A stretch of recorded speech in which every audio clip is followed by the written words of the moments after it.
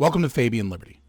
Now, we don't usually post our live streams here on YouTube, and there's a lot of reasons we don't do that. You know, TOS is a little bit different on YouTube. Some of the political discussions we get engaged with are, you know, a little less friendly to the algorithm on YouTube.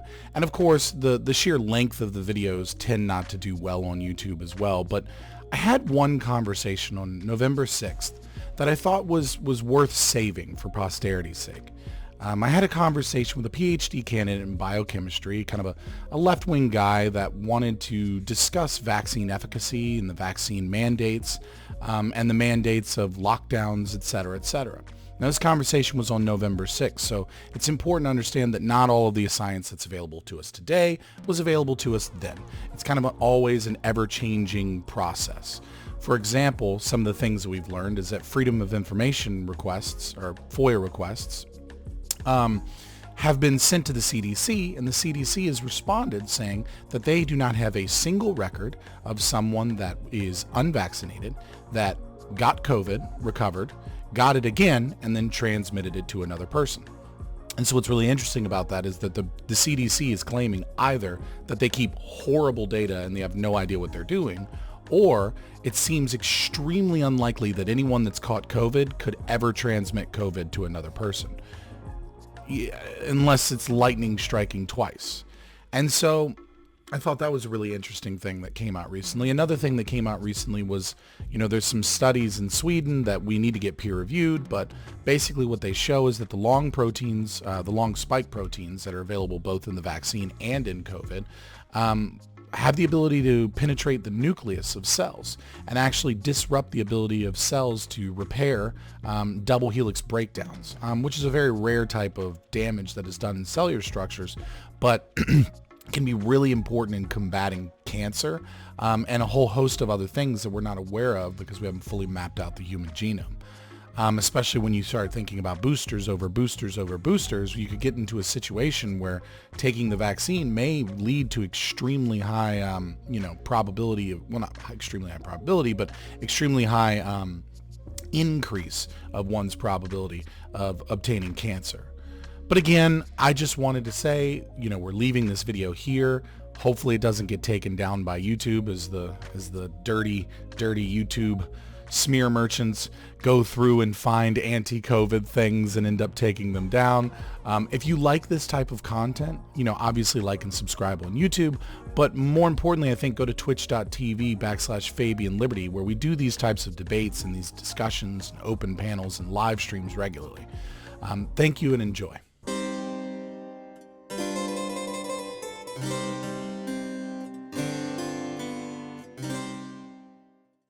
Jones, and I'm here to tell you folks, the world has fallen. The fascist globalist overlords, they're implementing the Great Reset. You don't believe me? I've seen the tapes. Watch it, folks. Watch as these pot-bellied Zoomer goblins work with the Illuminati to pit us against each other. I promised I'd be a good boy. I'm a good boy. There's only one cure, folks, and that's liberty. And there's no better channel to find freedom than Fabian Liberty. Anarchy is order. Government is civil war. You're offensive. Police lives matter? We're just trying to do school. What? You guys have the same sticker as the others. But this is our space. You're making the space uncomfortable. But you're white. You're fucking a white male! What is one way you combat racism? I don't root for white people on the sidewalk.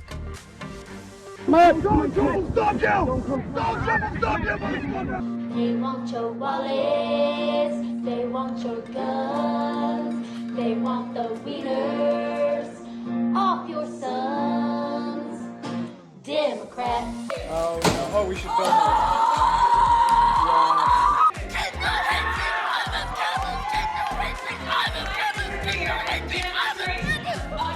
So let's say, for the sake of argument, that all of the water levels around the world rise by let's say 5 feet. You think that people aren't going to just sell their homes and move? Just one small problem. Sell their houses to who, Ben? Fucking Aquaman!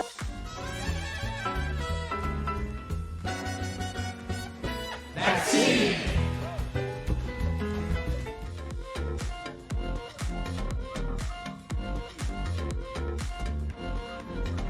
children, they're spreading COVID throughout the population at higher numbers. And people are not entitled to turn themselves into deadly biological weapons by spraying disease-laden aerosols wherever they choose, randomly killing innocent people. This is not freedom, this is homicide, and willful ignorance is no excuse. What the fuck?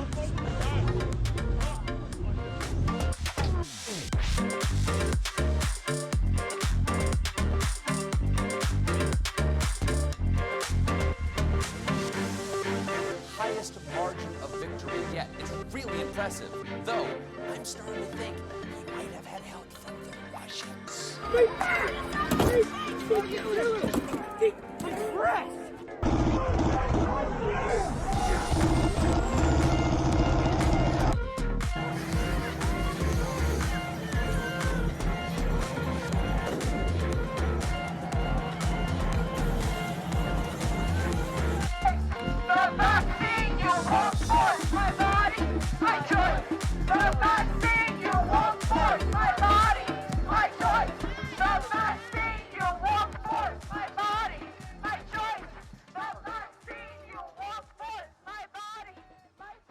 Look at me, I'm a gay frog. I'm so cool, I'm so neat. I'll never have children and I'm sterilized. But the media says I'm totally cool. I'm a gay frog, I'm a gay fish. It's so good, and I think my daddy actually. I'm just gonna say that this debate will be on the effectiveness of the vaccine and then mandates of that vaccine. I'm gonna let Corey start by introducing himself, and then I'll move to Scott, and then we'll move into some ground rules. Oh, yeah. Okay, sorry. So my name is Corey Campbell. I'm a biochemist currently. I have a bachelor's degree in cell and molecular biology, and well, if it matters, I'm located in Quebec, Canada. So I'm, let's say, I'm not coming from an American perspective, let's say. And you lie politically? I politically lie very heavily left. All right, Scott, do you want to introduce yourself? Yeah, my name's Scott from the channel Fabian Liberty. We're a duo stream of anarcho-capitalists. I wasn't I don't really have that many academic credentials to list off. I have you know what I mean, while we're here, not in this field anyways. Double major psych soc and undergrad. Graduate education was in counseling. So I sort of know how to read some research, and I can do some ANOVAs, and barely. But other than that, yeah, so we're anarcho-capitalists, kind of like extreme right-wing economics, anarchist. So in a lot of ways, we're very left-leaning, depending on the issues. So check us out on Fabian Liberty. I do a lot of these debates online on Hippy Dippy and stuff like that, and we do a lot of, philosophy reading streams and, news reactions and kind of just a lot of different types of content. So, yeah. Real quick, I just want to apologize if my internet cuts out at all. Bad, shitty, out of nowhere. It's because those lights behind you are taking up all your electricity. It's not very green of you, Ren. Yeah, my Christmas lights. And preemptively, I'll apologize if the same thing happens, because although even my internet is usually quite stable, for whatever reason, the past few weekends it has been highly unstable. I won't apologize because that's not my fault. That's the internet cable. True. Fault. Like fuck I'm starting a conspiracy. The internet is leaving. All right, so just to kick it off, some ground rules. If I talk, please don't. I'm here to keep some sort of what's the word? Peace in this conversation. So if I'm talking, please don't. I won't be afraid to mute you or whatever I need to do. Please try not to talk over each other. Attack the ideas, not the person. I'll give some leeway, but just be a good person and we'll all be good. So the topic is no blood the sports? effectiveness of the vaccine. I want to get into that first, and then that will hopefully lay some groundwork into the vaccine mandate. So I'll let Corey start by making a statement. His internet's already starting. Yep. So you were cutting out a little bit there, but I think you were asking in terms of my position on the vaccines and vaccine effectiveness. So I'll try to answer that question as best I can. Well, let's say, just to hopefully clarify, let's say when we're referring to vaccines, I think that obviously covers a range of, let's say, different varieties of vaccines. But I think the ones that are most commonly in use are the mRNA ones, which, based on the data, at least as far as I have looked into, are generally the most effective. But we also have the Johnson & Johnson, which is also a vaccine, but it's a different technology. Still effective, but not as effective, it seems, as the mRNA ones.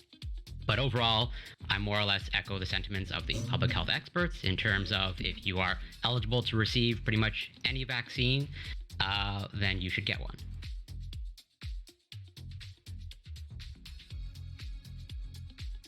%3 is worthless.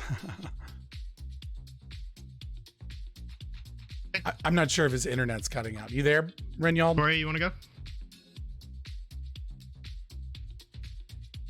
Renyald, are you there, buddy? Yeah, I think you froze for a few seconds there. I can hear everybody, but I think... Well, okay, here's what I'm going to do then. I'm going to turn my camera off because I got all of that. I got all of that. It just seems that you can't. Oh, good. All right, is that better? Is that working for you now? All right, I'm going to turn my camera off. Is this any better? It's much better. Seems like it, yes. Poor Renyald. Apparently not. Fuck.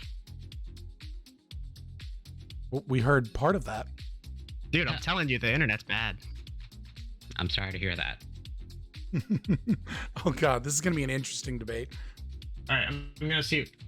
Of course, the everything's running fine until it actually comes up. Yeah, you were doing great until just now. What's up, Free Dog? Now you claim to be an ANCAP, yet your internet is bad. Curious. Well, it's not my internet. It's Renyald. Swear to God. Did I get the DM? Why would you DM me in the middle of a debate? Like, okay. Even if you did, I'm not going to pay attention to it. Need me to moderate the debate? I might have Alexa step in as a guest. There you go. Is that need to. Is that Queen Alexa 147? It is. Hmm.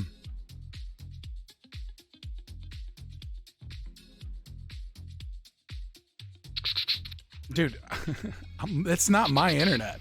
It's Renyald. I'm just gonna try and give it a second and see if the... God damn, it's every time I speak.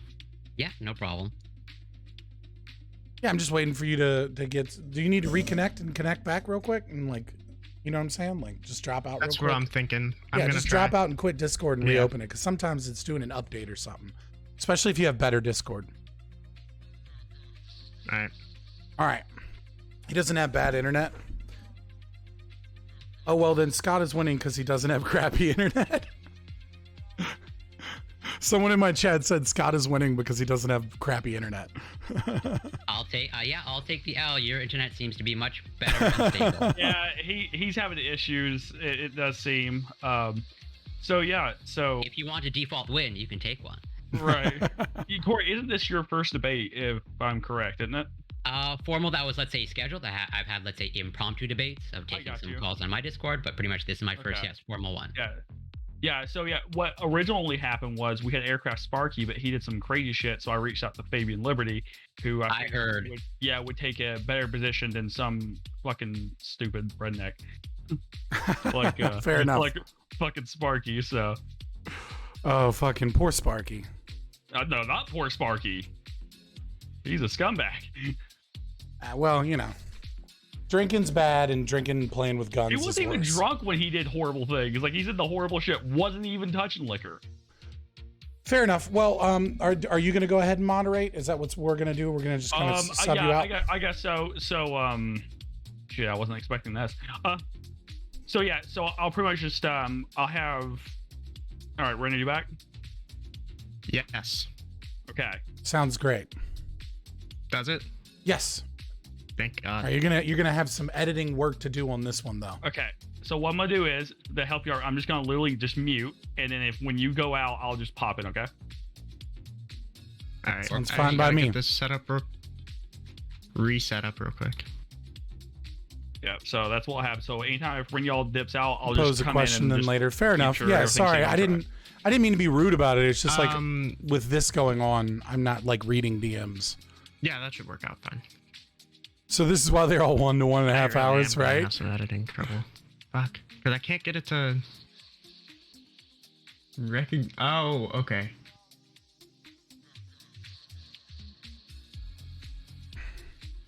God, what a fucking scuffed 3-hour thing. debate, 1 to 2 hours of editing. Oh, God. Hey, look, I'm just excited for the conversation. All right. Now, Yeah. I'm bleeding viewers, but, you know, that is what it is. It happens. Putting it up. Yeah, it's what happens when someone who's new to Twitch politics is a boomer. You know what I mean? Is that Renyald? Is he I'm new not too? a boomer. I'm not a boomer. I'm new, But but boomer- I'm not boomer a has boomer, so nothing- I can't look, do boomer shit has about my nothing to do with internet not age. working. So, Renyard, you want that? Yeah, way, I can't do shit about my internet not working. So, Renyard, you want to just go ahead and like have these guys start, and that way, because since they are both streaming. Yeah. So Dude, effectiveness of so- the vaccines, and then I would ask only that you guys each repeat like opening statements about specifically the COVID vaccine, and then Yeah, I haven't had one yet, and Corey did his, but there was a lot of toss-ups in it, so I'd totally let him like redo it again, to just Right. like re-strengthen it and remind everyone. Yeah, no. So the reason I like Yeah, Discord so is like, because you wanna give another I'm not going to opening give a statement? source for every single thing I will do that. live during the debate.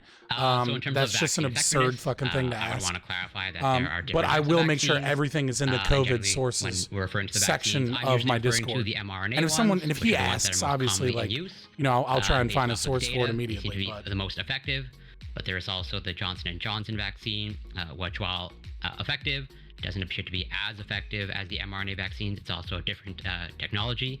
I believe it is a viral vector vaccine, and it appears to, let's say, have increased of waning immunity. But basically, my stance is that if you are eligible to receive any of those vaccines, you should take them. All right, Scott. yeah, so I was under the position under the assumption that we were going to mostly do the mandates and not necessarily vaccine effectiveness, but that's fine. In terms of vaccine effectiveness, I think really the important thing is to ask, what do you mean by effectiveness or efficacy, right? Because in any part of this, right, like, does it work at all? Well, that, yeah, sure, then it's efficacious. But like, what are the risks to liberty? What are the risks to individual rights? What are the risks to informed consent? What are the risks from adverse effects from the vaccine, right? And so I think the appropriate answer is, because we still have ongoing clinical trials that aren't going to finish until 2023, 2024, is the idea to come out and state that like you believe that they're effective is fine, but you can't really say that they're efficacious, because unless you're using like a watered down definition of what efficacy means, right? And we can get into a lot of that data, but the overarching argument that I have is, you know, like, if you're under the age of 24 and you have less than 2,000 deaths from the pandemic in the United States of America for the entirety of the pandemic, and that's including all comorbidities, right? The idea that you should take a leaky vaccine that is you know, has breakthrough issues, you know, like I said, we'll get into it more, but I think it's kind of an absurd notion, especially once you start getting into mandate territory. Okay. Do I respond to that? Yeah, Corey. Yeah, you can respond to anything that he just said. So yeah. Okay, well, I think there's a lot to unpack there. I'll do my best to unpack it concisely and clearly, although I make no promises about that. What I'll say is the term leaky, I think, is a little bit of a misnomer, since, let's just say, I don't think that is not a technical term, and virtually all vaccines are leaky to a certain extent. I don't think there's anyone out there that is 100% effective. You are not going to, let's say, if you were to get a bite from a rabid dog, you would not rely on the vaccine that you've had before to protect you, because CDC guidelines recommend that even if you've had a prior rabies vaccine, if you get exposed to rabies, you should get another dose as a booster. And also, I take their point in terms of weighing the pros and cons, and yes, it's good to talk about effectiveness. However, I also think it's a little bit misleading to say that we can only talk about effectiveness and efficaciousness after a certain point, when all clinical trials are done. Since the vaccine has been tested, and also these are extenuating circumstances in terms of a global public health emergency or crisis.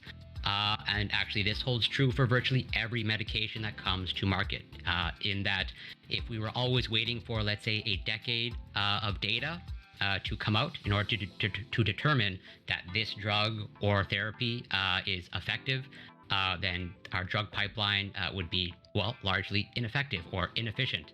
The FDA or whatever other public health agencies that regulate these things are in virtually a no-win situation in terms of there are people, clamoring to these agencies to approve drugs that show benefits in clinical trials, and they are so desperate for certain drugs to be approved because they want that chance at an improved quality of life.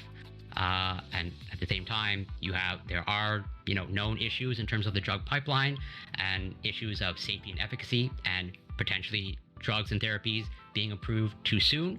And so it's always a fine balancing act. But at this point in time, based off of the available data, I think we can confidently say that these vaccines so far appear to be highly effective, safe, and in general, if you are eligible for the vaccine, the benefits of the vaccine highly outweigh any potential negatives or costs. Yeah, I would have to disagree with almost everything you said there. So first of all, this idea of like the drug pipeline to market, right? I mean, that's a good argument about like what at what point do we bring a drug to market, right? But the fact of the matter is that vaccines that have occurred in the past, the quickest one was the MMR. Was it MMRV or MMR?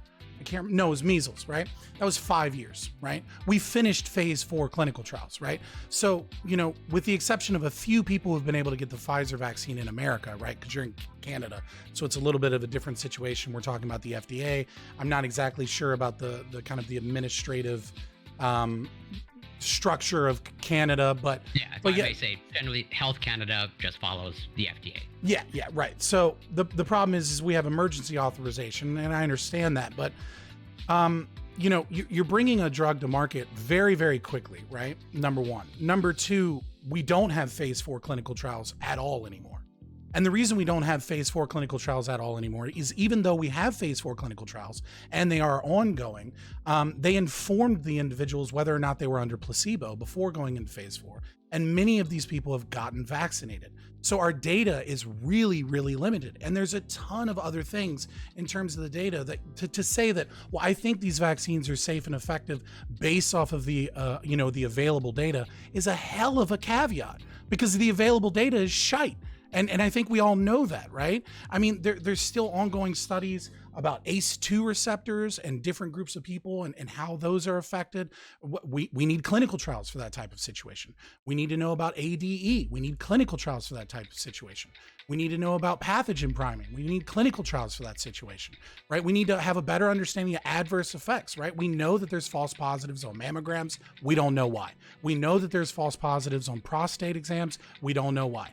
We know that this vaccine has an incredibly high level of reported deaths and adverse effects. And we don't know, is that political? Is that an issue with our reporting systems? Are those numbers overblown? Are those numbers underblown, right? Now, generally, we can look at reporting systems and know that they tend to be underreported, but this has become highly politicized, right? So it's difficult to tell whether or not those numbers are overreported or underreported.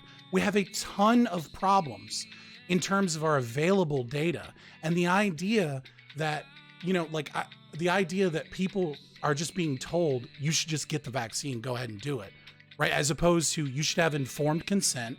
You should look at your risk category. You should look at like who you're doing, like who you're living with, who you're visiting, where you live, right? And then you should have a conversation with your doctor is a really big part of the medical misinformation that the media and left-wing politicians, the state and corporations are putting on us. And this idea that it's just absurd. Like, I mean, we can get into more of the data and more of the problems as we go through this conversation, but I mean, like, because I've got a ton of stuff, and I'm sure you do too, right? On issues with this vaccine. I mean, there's just so much. There's so many problems with this vaccine, and this idea that we can just brush it away while we have very little available data is just it's appalling, and it's immoral. And it's unethical. Okay. So, again, a lot to unpack that I'll do my best to unpack and respond to. What I will say is I take your point in the sense that, ideally, or let's say perhaps in a more ideal world, I would love for every individual who is assessing their risk or the benefits of the vaccine to be able to go to their doctor, ask questions, and pretty much get the vaccine at a doctor's office while the doctor is hopefully giving them information that is informing their decision. And I can even say as a scientist, the data is there that most people prefer getting their vaccine at a doctor, well, pretty much from their actual primary care physician. Right. And, to actually have an open dialogue and discourse. But the unfortunate reality is with a global pandemic and limited resources, literally not everyone has that capability. As in, I would totally agree that vaccination sites, I would say or large-scale vaccination sites, don't encourage vaccine uptake. And just to your overall, let's say, message about, let's say, so many issues with the vaccine, and that more data needs to come out so that people can make their decision. I would say that we literally cannot afford for everyone to have that position. As in, would it be fair to say that you yourself would never participate in a clinical trial? Well, I myself wouldn't participate in a clinical trial because I have a degenerative connective tissue disorder and an enlarged aortic valve. So I'm one of those people that literally can't get vaccinated, even if I wanted to, which I wouldn't want to. No, I'm just saying, even for whatever condition that you have, if there was a therapy and there was a clinical trial open for it, it would be fair to say that you would not participate in it if you were eligible. Well, it depends. It depends on what the issue is. With my current medical condition, no, I wouldn't. If I had cancer, right? You know what I mean? I might reconsider that position, right? It depends on an individual case. Right. Well, my main message is if everyone took the position that I will wait until all the data is settled before I take the vaccine, well, we literally cannot, because no one would participate in clinical trials, and thus nothing would get approved. As in, at some point, let's say in Canada, or we have seen that the eligibility of the vaccines has expanded beyond age group. As in, I think in the United States, there's now talk of children being approved to take it, but that is based off of data. But if every parent said, well, I'm not going to allow my child to be enrolled in these clinical trials, then we will never have the data to come to the conclusion that these vaccines are safe for this age group. Same thing for pregnant women. I mean, at some point, we will ask the question, are these vaccines really safe for pregnant women? If no pregnant women ever enroll in these clinical trials, we will literally never have the data. And so you are relying on other people pretty much taking the step and having the courage to enroll and gather the data so that you can make the informed decision. Yeah, that's not an argument to what I'm saying or to the argument as a whole. It's a complete non sequitur, right? The idea that everyone in the world needs to be a test subject as opposed to a small group of individuals that choose to be a part of clinical trials doesn't say anything about what we're talking about, because your argument hinges upon a presupposition that the vaccine is both safe and effective already, right? No, I'm not, because that's the whole point of clinical trials, right? Right. So you want the entire world to be clinical trials and just damn the effects.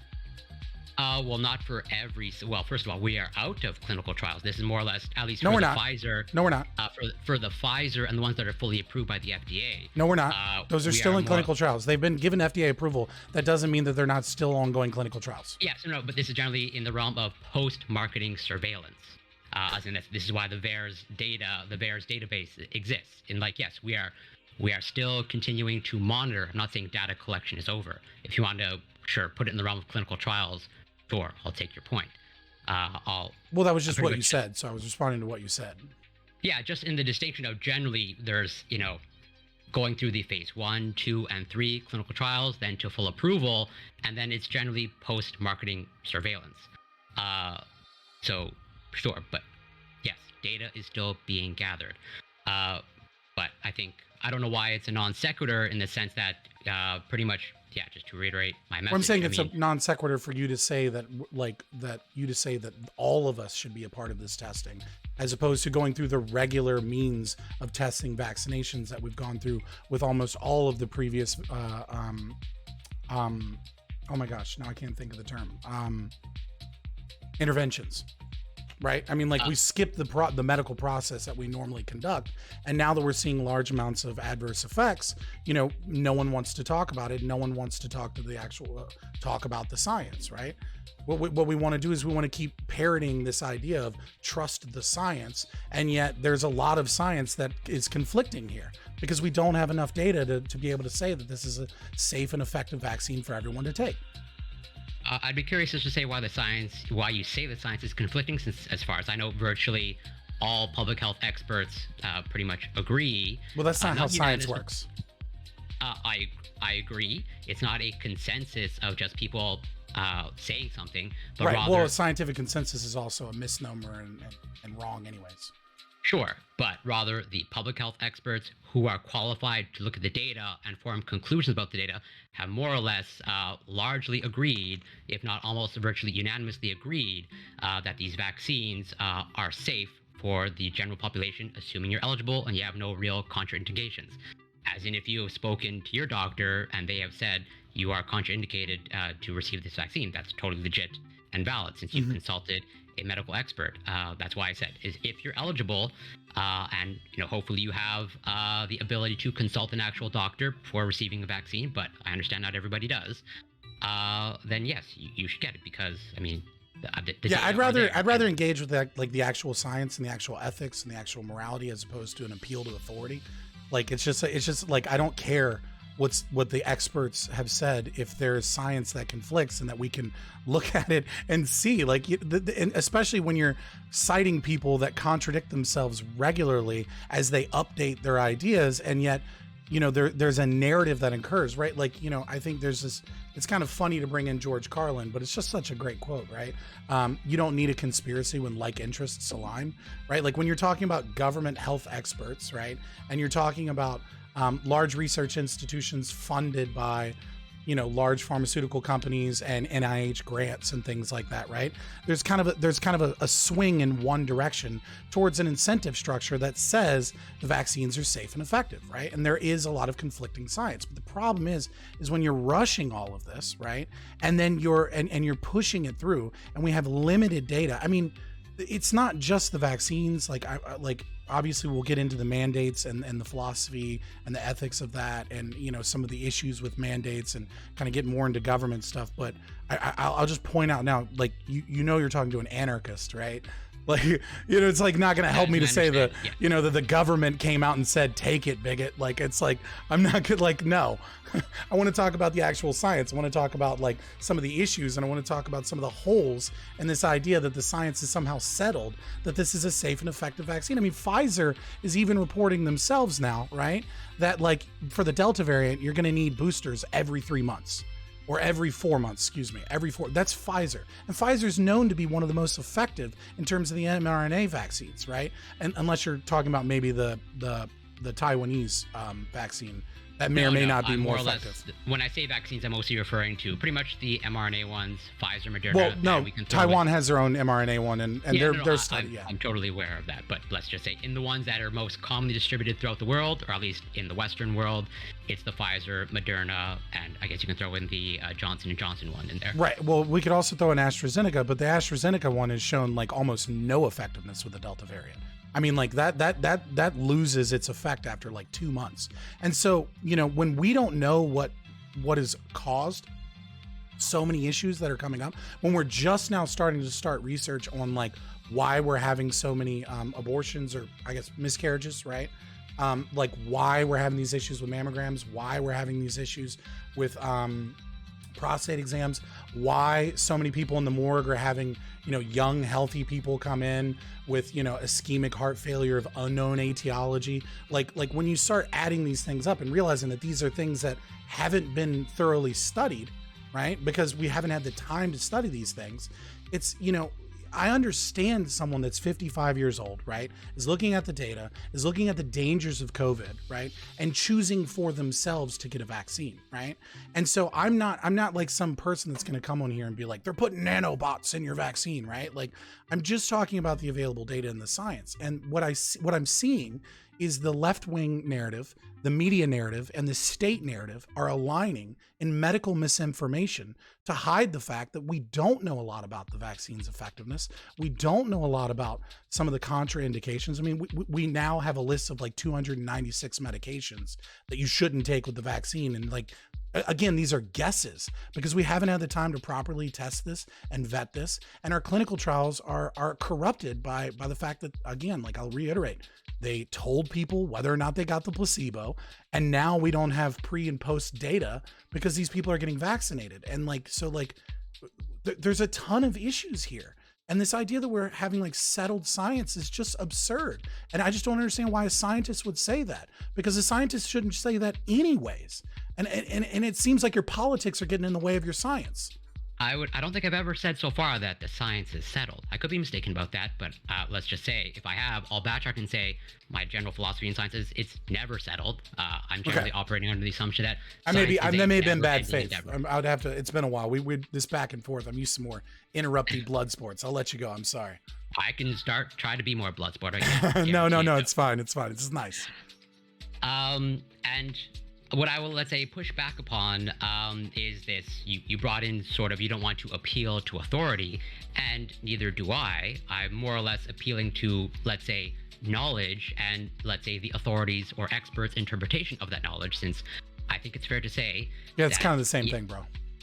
Yeah, it is. And I was going to say that because not everyone is in a position to assess scientific evidence. As in, if I gave you my own research that I've been involved with, can you, dissect it and say, oh, yes, these conclusions are sound, or no, these conclusions are not sound? I'm gonna need about a year. I'm gonna need about a year to read it. Right, exactly. Which is not in any way to insult or denigrate you, but rather just given the background that you gave at the beginning, my expectation is you are probably not in the best position to, assess, the things that I actually study as part of my own research. This is a different discipline than what you are familiar with. And so I think that holds true in terms of when it comes to, let's say, the data about vaccinations and their safety. Yes, I think the more ideal process is, a person does their own research, doesn't necessarily come to the conclusion, but rather they're able to actually consult another public health expert, ideally their own doctor that they have a relationship with, and then they ask questions. And then hopefully that doctor or medical expert is able to address their concerns. Right, but you're agreeing with me, right? And then also disagreeing with me at the same time, right? Yeah, because the absolutely. argument that you're making, right, is that we should have informed consent, right? That we should be able to look at a vaccine that has relatively little testing, right? But we should also be able to assess the dangers of coronavirus in an epidemic that we're in, right? And then we should be able to individually go to our doctors and have a conversation. I'm all for that, man. That sounds great. The problem is that's not the situation we're in. We're in a situation where the public health experts are using their power and authority to force people to vaccinate themselves. And they're lying about how clear the science is. They're lying about how clear the data is. And it's causing all sorts of problems, especially in a politically polarized situation where we're in, because I can know when someone says, oh, the vaccine is safe and effective and everyone needs to get it. I can know that that person's full of shit, right? And that they're lying to me. And the problem is now I'm in a situation where I have to go to someone else, right, that is willing to tell me about the dangers of the vaccine. And this is how people end up on naturalnews.com, and this is how people end up on 4chan thinking that there's nanobots in their fucking vaccine, because we're being lied to, and public health experts, state officials, corporations, and media institutions are engaging in medical misinformation. And I dare say, by you taking such a strong stance, you are as well, sir. And it seems to be very anti-science and very pro-propaganda. And these are the issues that I'm having. So government institutes aside, you also threw in public health experts that have been engaged in lying and misinformation, which, as far, not that public health experts are perfect, but do you have, let's say, a specific example of where actual public health experts like actively lied and gave misinformation? Because I'll take your point that certain things have been politicized, but in terms of actual public health experts, this is also coming from an American perspective, right? We have our own kind of issue with Dr. Fauci. Like, he's kind of a special breed of bullshit that maybe is not quite so part of the debate structure in Canada, right? But like our public health experts that have been put to the forefront and kind of a media circus have engaged in a lot of misinformation, right? Dr. Fauci has engaged in tons of misinformation. I mean, just by the sheer fact that he consistently contradicts himself. Can you give an example of that? Yeah, so for example, he says that the vaccine is perfectly safe and effective so long as you get your vaccine, your booster every 3 months, in your ability to not spread the coronavirus, right? And then just a few months ago, he's talking about the differences in the viral, that there being no statistically significant difference in the upper respiratory tract of the viral load between a breakthrough case, right, and one that is unvaccinated, right? So he told the truth a few months ago, right? And then he realized that the politics required him to engage in medical misinformation so that they could try and get more people vaccinated, right? So that's just one example of Dr. Fauci lying about the science despite him knowing the science before and then him losing scientific knowledge later because the propagandistic messaging needed to change because it was more important for the greater good that we go ahead and just bullshit people so that they get vaccinated instead of talking about the truth. Well, it's interesting that you interpret his change of position as a result of politicization as opposed to just updated information.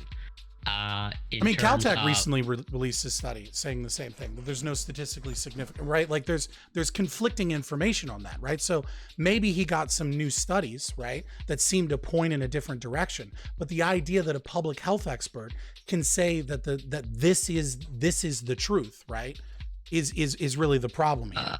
I don't think he ever, I haven't watched all his whatever press conferences and interviews. I don't think he's ever come out and said this is the truth and that it will never change. As far as I can tell, I never made that claim. I'm simply saying he's saying this is the truth, right? That these are the facts, right? Now, whether or not facts change, they don't, right? But I mean, if that, now we're getting into philosophy, right? But facts obviously don't change. But when you say that these are facts, right, and you had conflicting information before that is still conflicting to this day, right? I mean, there's a ton of stuff. Like I said, we really, there's a lot of issues here. I mean, it's just this idea that the vaccine is safe and effective. It's like, what is your definition of safe and what is your definition of effective? Yeah. And maybe that would be a better place to start, right? So what is your definition of safe? What is an acceptable amount of adverse reactions to where we're reaching a tipping point? How can you estimate how many adverse reactions we actually have?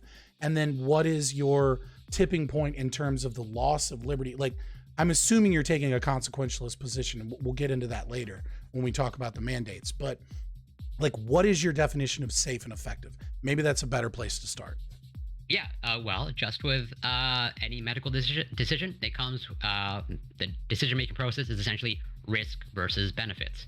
And that's more or less the lens at which I'm looking through in terms of, and that's why I'm pretty much echoing the sentiments of the majority of public health experts in terms of, if you are eligible and there's no contraindications, then I will fully take your point. There are risks to the vaccine, just as there are risks for virtually any medication or procedure or any medical decision. How many people do you think in America have died under the age of 24 from coronavirus? I believe it's not a lot. I would say it's in the low hundreds, if I remember correctly. No, it's more than that. Either way, I put it, it's about 2,000. Most. Yeah, exactly. Like, right? I will fully take your point in terms of it is a very small percentage. But I think talking just about cases and deaths is also a little bit misleading, because there's also just the healthcare system to take into consideration in terms of we are not just administering these vaccines to just prevent cases and deaths. We are also administering them to hopefully prevent hospitalizations, severe outcomes, or even long COVID or long-term effects. And again, this is where I think it's kind of an example of people poorly assessing risk in terms of, I will grant your point that there are a lot of things that we don't know about the vaccine, and that the science isn't settled. Well, although, as I said before, There's also a lot of future problems, right? Like ADE, like we don't know whether or not that's going to be a problem. But there's also a lot of stuff that we don't know about the coronavirus infection in terms of more and more data is coming out in terms of there are long-term symptoms, right? And it more or less has evolved from, well, it's SARS, severe acute respiratory syndrome. It's more or less identified now as a pretty much multi-organ infection or a systemic infection. As in, there's more and more data coming out in terms of it appears to have cognitive effects to a certain proportion of patients. It appears to have effects on, let's say, your hearing and audio-visual, let's say, senses. And just we now know that there's a proportion of patients that will have symptoms ranging from mild to severe that will last, weeks, months, or indeterminate. And so, sure, you can say that the vaccine, it's a black box, a total unknown and question mark.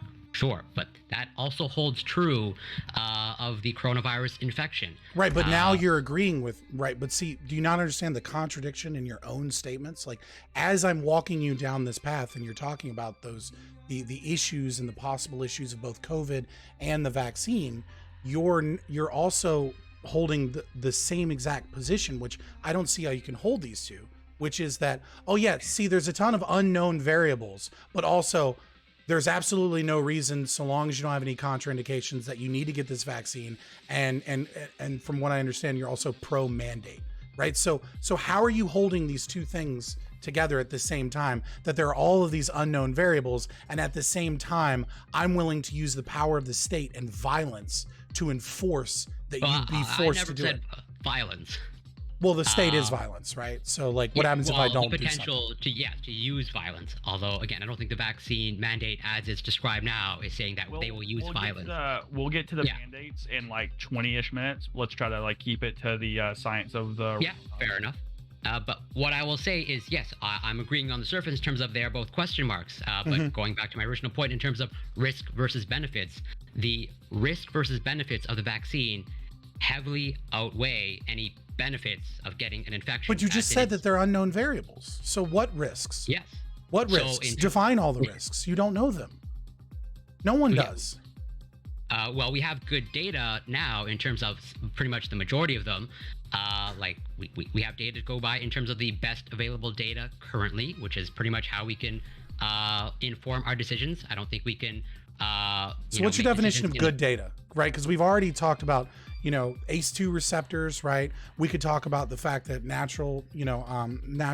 Nature magazine, right, is publishing articles about the N protein and the fact that there's acquired immunity, at least partial acquired immunity from SARS, right, to SARS-CoV-2, and from MERS to SARS-CoV-2. Now, is it as much as catching SARS-CoV-2? Obviously not, right? Like what is your definition then of we have good data? Because we know that we don't know what's going on with mammograms. We don't know what's going on with Bell's palsy. We don't know why the vaccine seems to be triggering latent viruses such as shingles and things like that. We don't understand what's going on fully with the pericarditis and myocarditis and ischemic heart failure. We don't know what's going on with all of these different areas that the spike proteins seemingly go into the membrane tissue of several organs throughout the body, and we have a lot of data missing on that. And you're saying, well, we've got good data. So do we have good data and it's settled, or is it not settled? And we should maybe I don't know, not be using the state to empower and violence to enforce that people take these things. You can't say it's efficacious and say we have good data and at the same time recognize that there's all of these issues that we're unaware of and that the science isn't caught up on. Yeah, well, I'm using the term, yes, good data casually in the sense that the data has been, let's say, we have come to conclusions based off of reproducible findings in terms of multiple trials have been carried out on these mRNA vaccines, and they have all more or less come to the fairly same conclusions in terms of the risks, the benefits outweigh the risks of the vaccines. Just as, yes, I'm not using a technical term of good data, but rather we have reliable data that is, yes, imperfect. There is no perfect data. There is no perfect study. Every study has flaws, myself included, of my own research that I've been involved with. And so, if you are waiting for the perfect study and the perfect data to ever get the complete picture, you'll be waiting for forever. Yeah, I'm obviously not waiting for the perfect study, right? Like I'm just waiting for the process that has been followed for years, right, to occur. And even then, I'm not against the vaccine being available for people to choose to take. But this idea that you can say, look, there's a lot of unknown variables, right? And there's much, much higher reports of adverse effects than we've ever seen since VAERS has ever been open. And for the record, this idea of, well, it could be massively reported. It's possible. Have you ever used VAERS? No, I have not. Okay, so basically, I've looked at the database casually, right? But I haven't. So whenever you use VAERS, like you basically have to put in ICD-10 codes in order for it to even work, right? So this idea that like mom and pa are like filling VAERS up with bullshit somewhere, it's like you need like a healthy connections report or like some form of document that has ICD-10 codes in it. Like these are overwhelmingly reports from doctors and nurses. Now, not going to say that doctors and nurses can't be politicized. And I'm also not going to say that doctors and nurses, while their hospitals are overwhelmed, right, choose not to fill out VAERS reports because they don't want to spend a half an hour, right? So we don't really know. But what we do know is that we have a lot of reports, right? Way more than we've had with any other vaccination in all of American history, right? And this is an American perspective because I'm talking about VAERS, right? I'm not sure what reporting system they use in Canada. I apologize. That's okay. I don't blame you for that. Yeah. I mean, like my extent of like Canadian politics is I like to watch Pierre Poilievre on YouTube every now and then. And I know you probably hate him, but I'm like, dude's based. Right. But like, so we have a lot of unknown variables. And I'm not saying like I need perfect data before a vaccine can come to market. What I'm saying is that you need to have informed consent. And in order to have informed consent, you need to be aware of people need to be aware of all of the issues that are yet untested and unknown variables. They need to be aware that there's still a lot of testing that needs to go on. And they need to be aware of the dangers of COVID, right? And so like if you're 55 years old, right, and you have diabetes, I'm not a doctor, but you should probably get the fucking shot, right? Like the shot is dangerous. The shot has adverse effects. But COVID's probably way more likely to take you out. But this idea that you're 21 and you need to take the vaccine and that you don't have any like choice in the matter, and obviously we're getting into mandate territory, like these are two totally separate situations. And so this state apparatus of one size fits all, trust the science, while completely not talking about the science, right? And just saying, oh, it's safe and effective, and just kind of passing off people that have concerns is why you're having labor walkouts, why you're having conspiracy theories grow, why you're having increased political polarization, and why you're having a group of people that are very angry, rightfully so, at overreach of authoritarian state action, because this narrative is bullshit and it's very easy to pick holes in it. And what you're saying is just trust the narrative, and I refuse to do that. Okay, I want to, let's say, backtrack a little bit in terms of going back to my definition of good, and hopefully clarifying my stance in terms of benefits versus risk. I think it might be hopefully informative to, let's say, focus on one variable. And that variable, let's say for the sake of example, would be, we now know we have, good data about the potential risks of myocarditis as a result of the vaccines. I will totally grant you, based off of the data, that is a known risk. It seems to be mostly a risk for young males. But we also know, and again, we have good data about myocarditis being a known outcome of SARS-CoV-2 infection. And in fact, if you just do the one-to-one comparison in terms of risk of myocarditis from the vaccine versus risk of myocarditis from SARS-CoV-2 infection, the risk of myocarditis from SARS-CoV-2 infection is higher. As in, if you're concerned about, let's say, getting myocarditis from the vaccine, you should be more concerned about getting myocarditis from SARS-CoV-2 infection. The same thing holds true for blood clots and thrombosis. We know that it is a known risk factor for, I think, the AstraZeneca vaccines and the Johnson & Johnson vaccines. I believe it is less so for the, if not virtually non-existent, for the mRNA ones. And so just going by comparison of that risk factor, we also know that thrombosis is a known risk factor, known outcome or consequence for SARS-CoV-2 infection.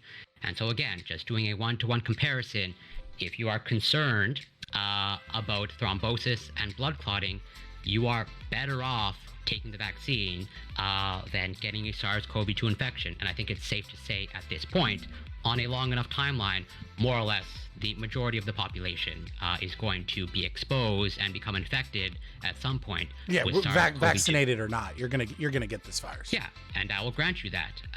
And again, going back to your point of you being a young person and thus generally overall healthy and no comorbidities, it's not just about your individual risk, but again, there are other factors and a larger picture to take into consideration in terms of the healthcare system, in terms of we want young people to be vaccinated, not necessarily for the protection, although that is part of it, but also we know that young people are vectors of transmission in the general population. Right. And we cannot afford, at least in our healthcare system, in, let's say, North America, I looked at the data for both Canada and the United States. The healthcare system is, let's say, overstretched. There is a known surgical backlog in both Canada and the United States as a result of pretty much the first wave. This is well documented. And so why would we want to exacerbate that? And pretty much, as a result of surgical backlogs and elective surgeries being placed on hold, medical resources being allocated to treating COVID patients instead of, let's say, diagnosis of other conditions, there is a very clear trade-off in that. And I don't think that again, this is why we are pushing for the maximum amount of people, if they're eligible, to be vaccinated, because we want to largely preserve the healthcare system and its resources. Yeah, so there's a couple of things there, right? Number one, Canada's a little bit of a different situation because you have socialized healthcare and your backlog is a lot worse, right? If you had a free market healthcare, maybe you would be a little bit less likely to take socialist action towards the vaccines. But that being said, I'll let you respond. Huh? No, I'm not. That is like a whole other 3-hour discussion. Yeah, but I'm just saying, right? Like you have a backlog. Your backlog is obviously worse, but and has been long before COVID. Well, you also have, like, in terms of medical resources, there, so if you looked at the data, let's say from the American Hospital Association, pre-pandemic, it was pretty much hospitals were underfunded and stretched thin. Yeah, I mean, we could get into it. I'm just making a jab at you, and that's fair that you bite back. We could get into certificate of need boards and shit like that. But anyways, I do like that you brought up this idea of okay, breakthrough infections, right, are rarer than, let's say, unvaccinated infections, right? And so this is a reason why young people should get vaccinated, because it's not just about their health and safety, but it's about about getting herd immunity, getting that transmission rate hopefully down below 1.0, right? The problem with that is and you see this a lot in sciences, and more so in the soft science than you do in hard science, right? Where they look at an intervention and they look at things in a laboratory environment, and then they try and bring that into the real world with this kind of central planning of this is what will happen, right? Because science tells us what could happen, not what we should do, right? The problem is it's really good parallel maybe to look at mask mandates, right? All of the data available for masks show that masks help, right? But then when you look in the environment, they don't fucking help. Why do they not help? Because people don't use N95 respirators and fucking fresh, clean masks every time they get out of their car and go into the Walmart, right? What they do is they take a dirty ass mask off their center console that they've been using for the past 2 months, slap it on their face. Now they've got a mask on. They don't care about social distancing because they have this protective factor. They can't stop touching their face. And half the people walking around have the mask pulled down on their chin, right? So it's they're not properly, you can see something in science, and then when you see it in the real world, it's a little different. One of the things that's really interesting, you see this in a lot of studies, and the CDC loves it, has a lot of these studies as well, is there's this kind of new term called transmission efficacy, or transmission effectiveness, or vaccine efficacy, or vaccine effectiveness. And then you go deeper into the study, and you realize what they're talking about is the prevention of long COVID. They're not talking about transmission. And the reason they're not talking about transmission is because what we know is that there are a lot more asymptomatic cases with those that are vaccinated than those that aren't vaccinated. And the thing is that we know that the vaccine isn't protecting you fully, and not even just fully, but like, you know, a lot of these vaccines after 2 or 3 months without a booster, you're at 53%, right? You're at like, I think that was the Pfizer for 4 months was 53%, and for the Delta variant, right? And that's Pfizer's, like, you know, Pfizer's the go-to, right? The creme de la creme, the Iona yacht vaccine, right? And so so with the best vaccine, you have to get boosters constantly, or you end up in a position where you're sick and you don't know that you're sick.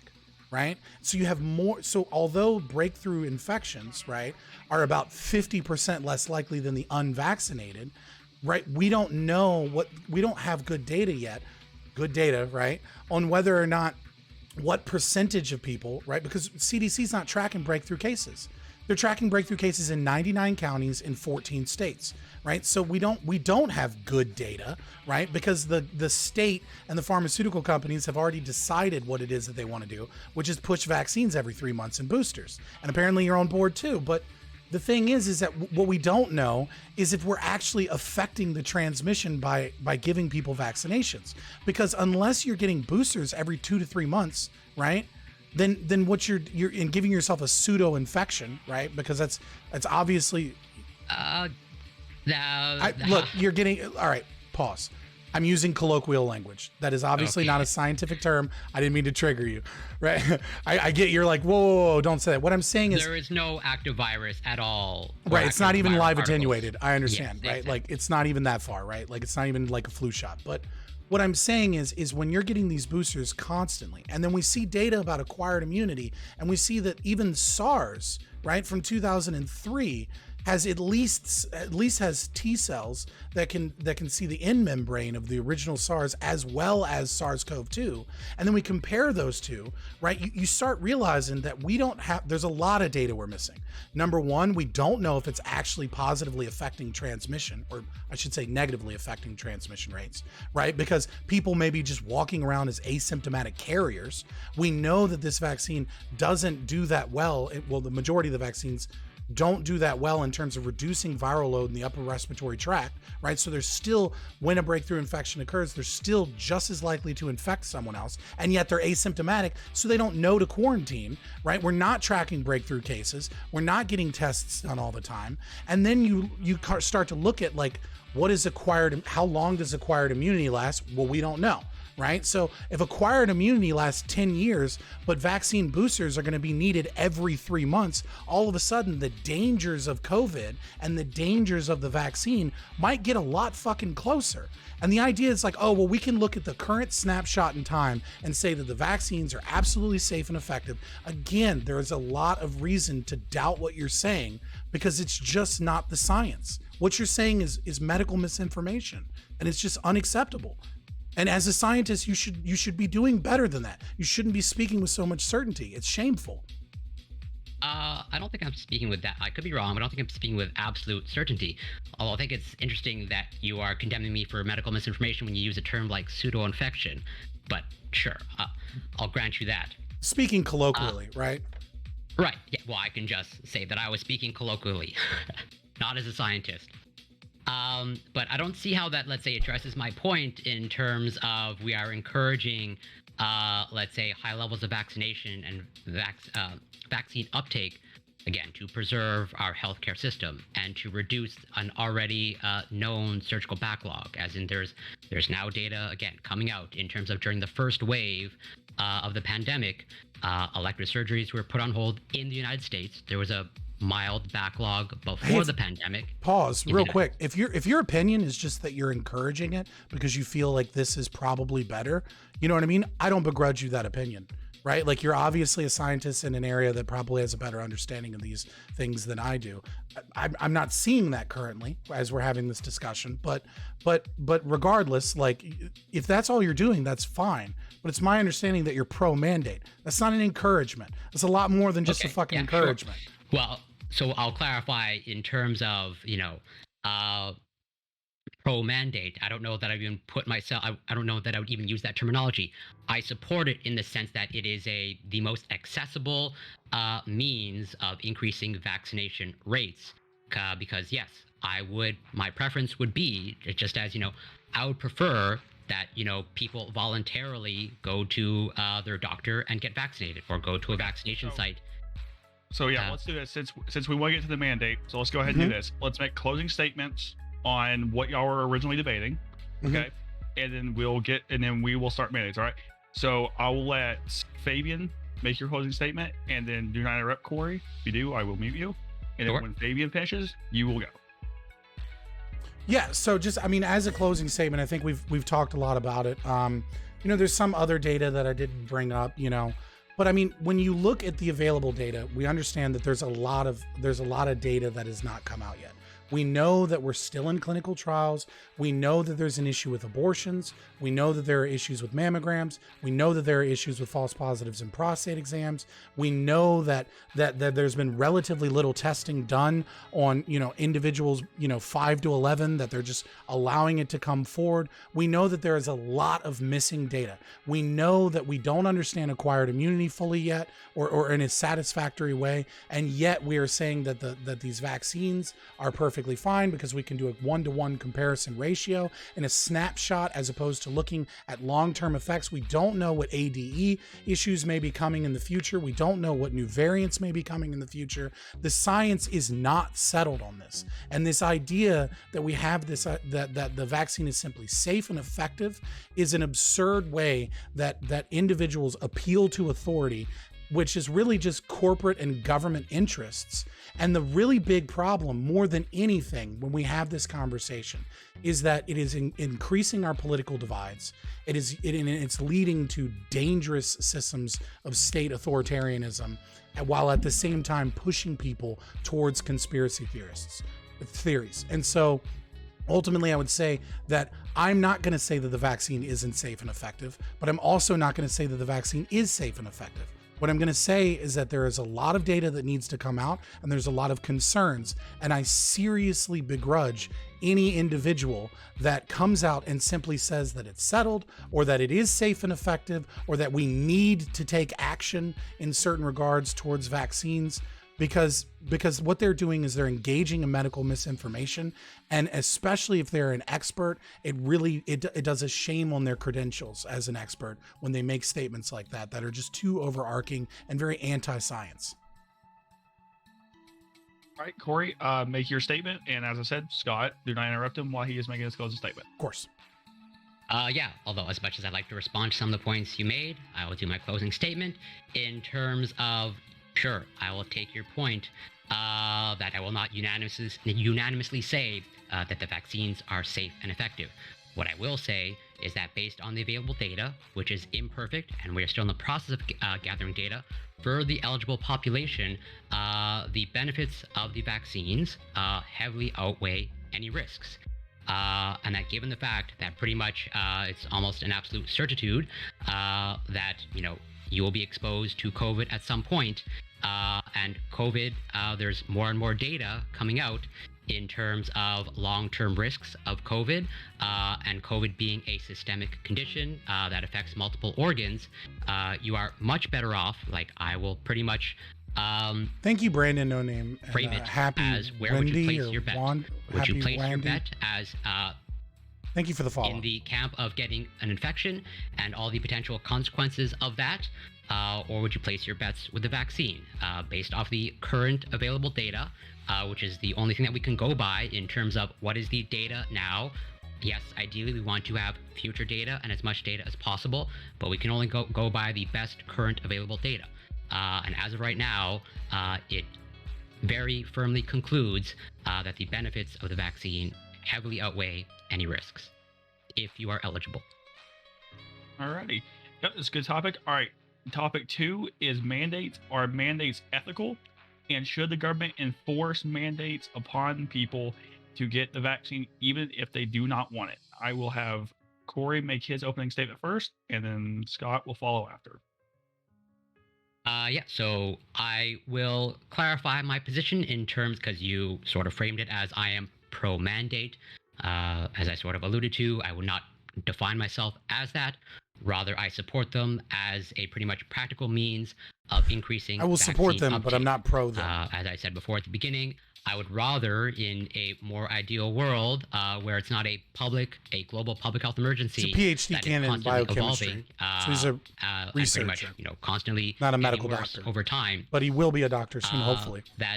Or not hopefully, I don't know. They go to their doctor, and they have their concerns addressed, and they make the informed decision themselves. However, given the fact that we don't have the resources to do that, and it's an immediate global public health emergency, then pretty much the most practical way is vaccine mandates. And I would just say I support it, as in I understand it is a necessary measure. Would I prefer that we not resort to these measures? Absolutely. But I honestly have no better way of incentivizing people to take the vaccine. He's pretty radical We have leftist. tried, I mean, he's a let's say, commie. other incentives, as in He thinks rewarding capitalism is people. immoral. In Canada, And we we have should tried do away with cash capitalism. incentives. That commie. has not worked well. And we have some, let's say, real world scenarios that have played out in terms of, Quebec, my province. We implemented vaccine passports, and we've had overall a high vaccination rate.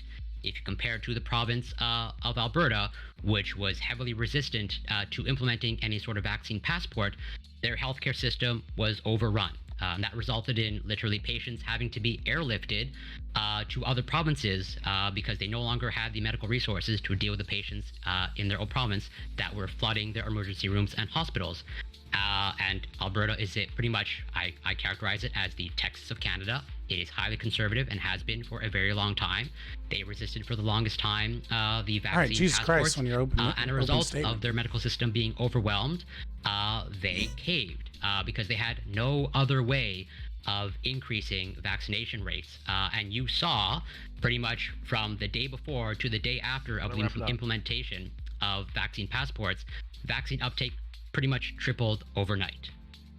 And so I think the same thing more or less holds true with the vaccine mandates in terms of I can't think of a better way currently given the circumstances to pretty much incentivize people to take the vaccine.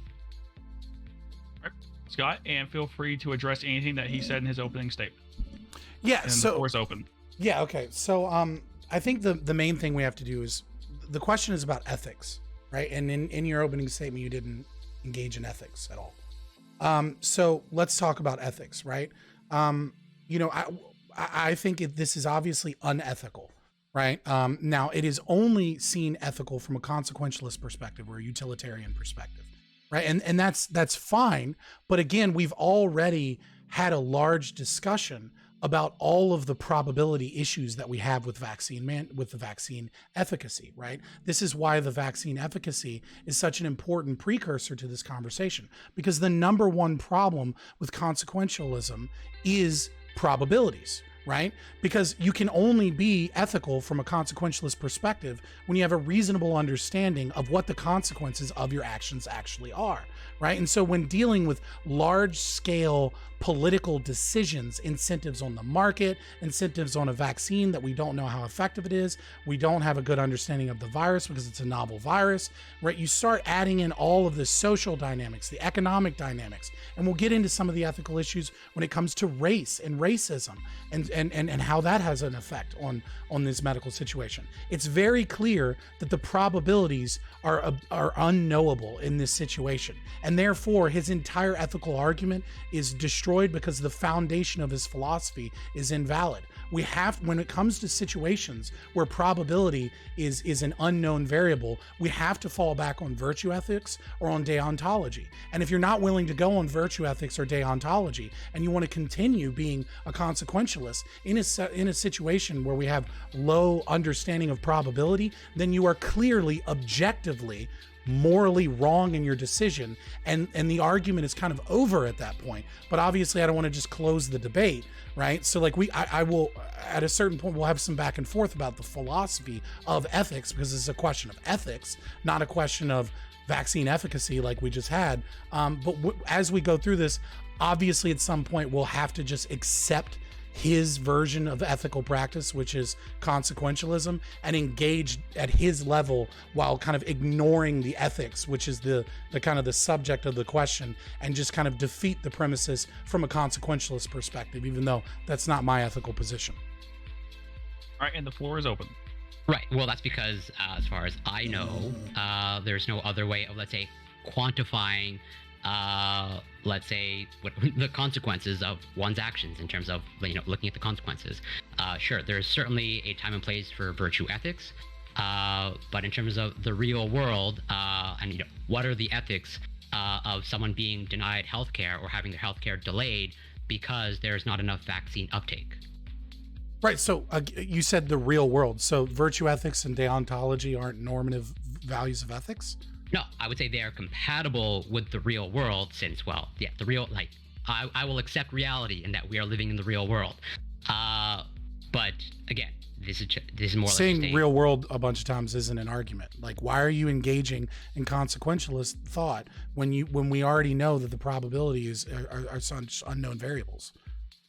Okay, how do you justify your position as ethical in that point? Because the very premises of consequentialism requires limited probability. This is you can't use consequentialism here. You have to fall back on deontology. And so if you're falling back on deontology, now we need to figure out what are your principles, what are your values, and why do these things not go against your principles and values? Because it seems that you hinted at the idea that what you wanted was informed consent. It seemed that your principles, right, and your values were along the ideas of informed consent, with the freedom of individuals to move, the freedom of association, right?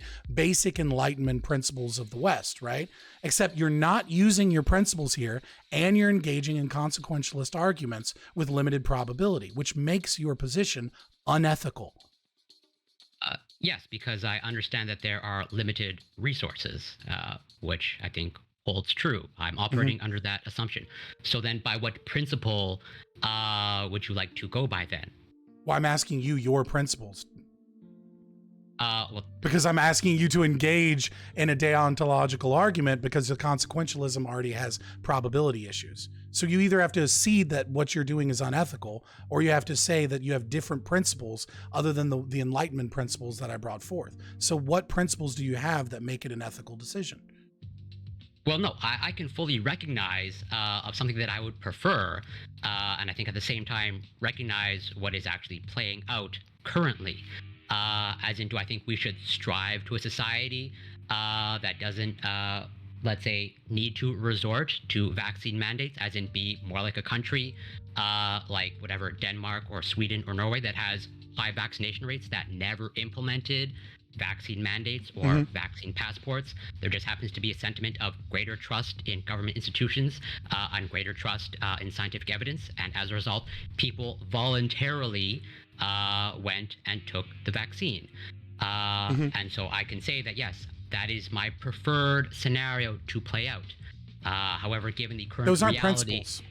You're pivoting away from the question. You're avoiding the question, right? Because I don't see how it's how talking about normative ethics while talking about a question about medical ethics is relevant. In terms of the practical topic at hand, at least the way it was framed to me, in terms of the vaccine mandate. Right. The question is it ethical, right, to mandate the vaccine? You're engaging in a consequentialist argument, right? Which is to say, look, we have limited resources. I think it is, we need to get people vaccinated to protect the most lives, right? Maybe a utilitarianism perspective, if you're thinking about human flourishment and happiness, and that the best way to engage in human flourishment and happiness is to get people vaccinated so that less people die, et cetera, et cetera. And then I'm pointing out the flaw in that ethical argument is the probability.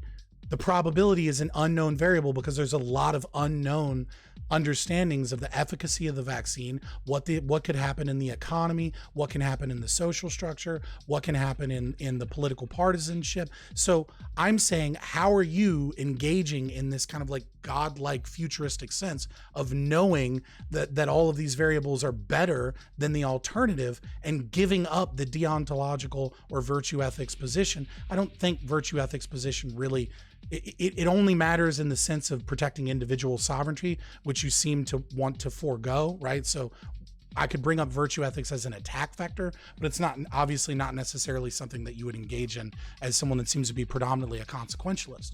So I'm asking you to justify your ethical position and simply answer the question instead of going down to the level of public policy, right? And understanding that public policy is downstream from culture and philosophy, and it's a philosophical I'll take question. your point that yes, there are certain laws that may be deemed unethical. But I don't know where you're coming from in terms of there are so many unknowns because I think we have, let's say, real world scenarios playing out in terms of what happens when there is a low rate of vaccination.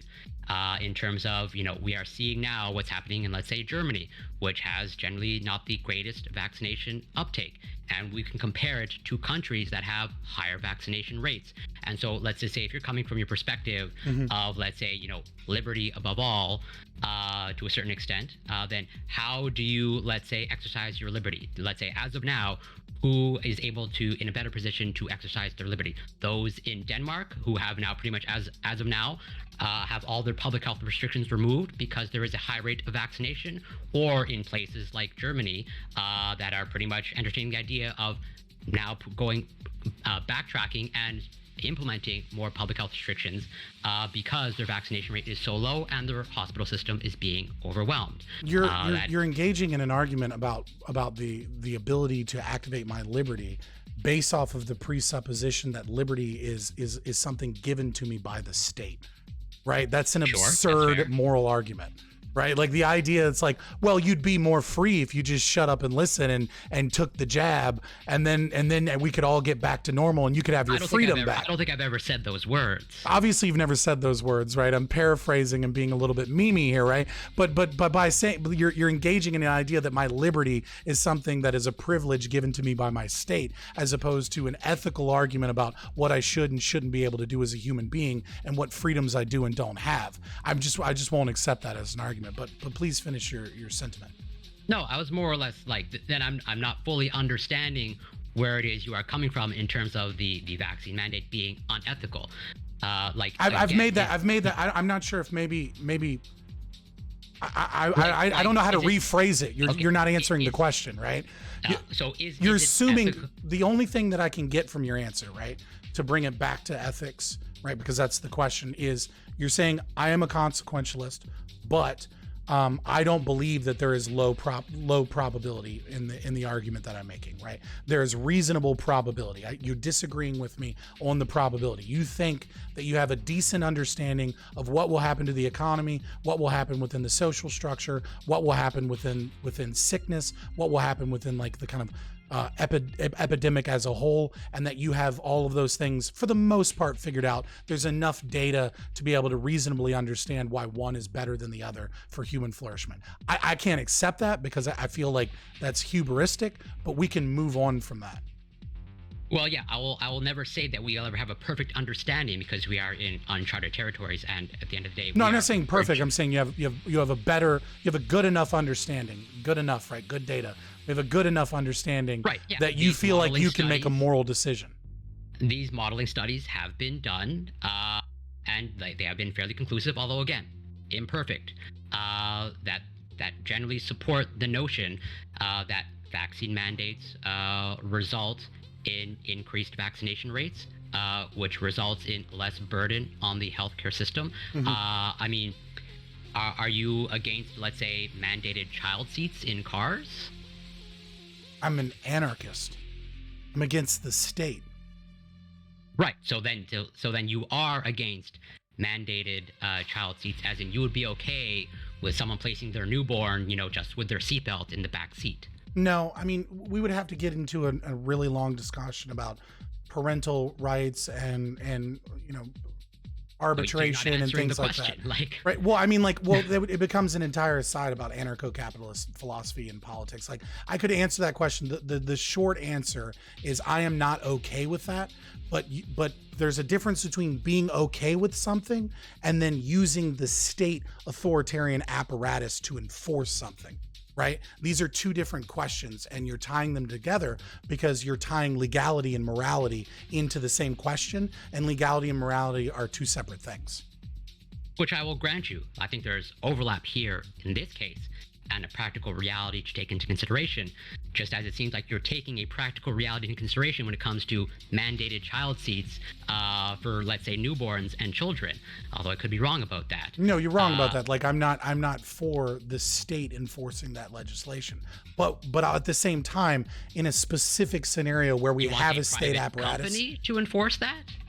Right, I would want roads to enforce it. I want culture to enforce it. I want rights arbitration enforcement agencies to enforce it. Like again, you're getting into. We're on that same page. I would prefer culture enforce vaccination uptake. Just right, but we live under a state, right?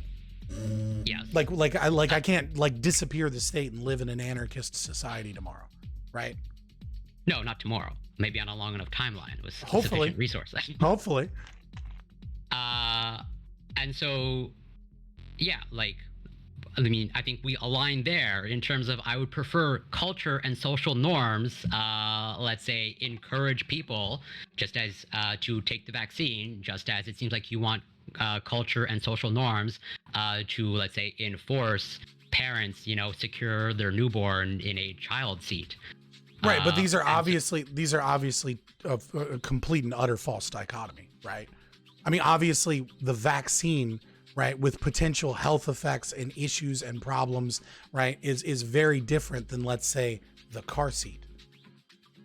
No, it is not, because it affects your presuppositions of the vaccine being so safe and effective for children, apparently newborn babies. Apparently, I'm not sure where you're going with that, right? Babies. Right. I'm just saying, like, it's a false dichotomy. You're trying to compare apples to oranges as a means to make your point, to get away from the ethics question of whether or not you want to use the state to enforce vaccine mandates on people and get rid of informed consent because you feel like that is a better alternative than allowing people the freedom to have informed consent. Well, again, I also want to, let's say, further clarify, because you're saying that, use the state to enforce. I don't want to give the impression that I'm okay or that I desire, a person who's, let's say, vaccine hesitant to have someone show up at their door and stick a needle in their arm. No, I'm more or less supporting, let's say, the policy as it's currently outlined, as far as I understand it, in terms of, I think for, let's say, private employers of over 100 employees, the mandate stipulates that you either get the vaccine or you subject yourself to weekly testing. You realize what that means, right? You realize that just means people get fired, right?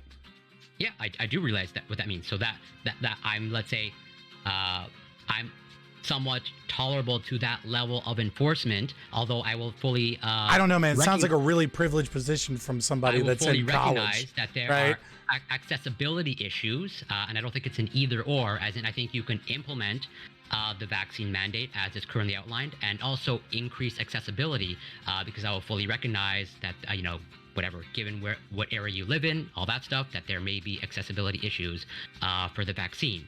And so, yes, I will totally grant you that if the vaccine mandate were implemented and yet we start closing down vaccination sites and that were happening concurrently, I would agree. That is highly problematic, and thus I'm not in favor of the so long vaccine. as they have the choice to make the right choice or suffer under the thumb of the state, it's okay.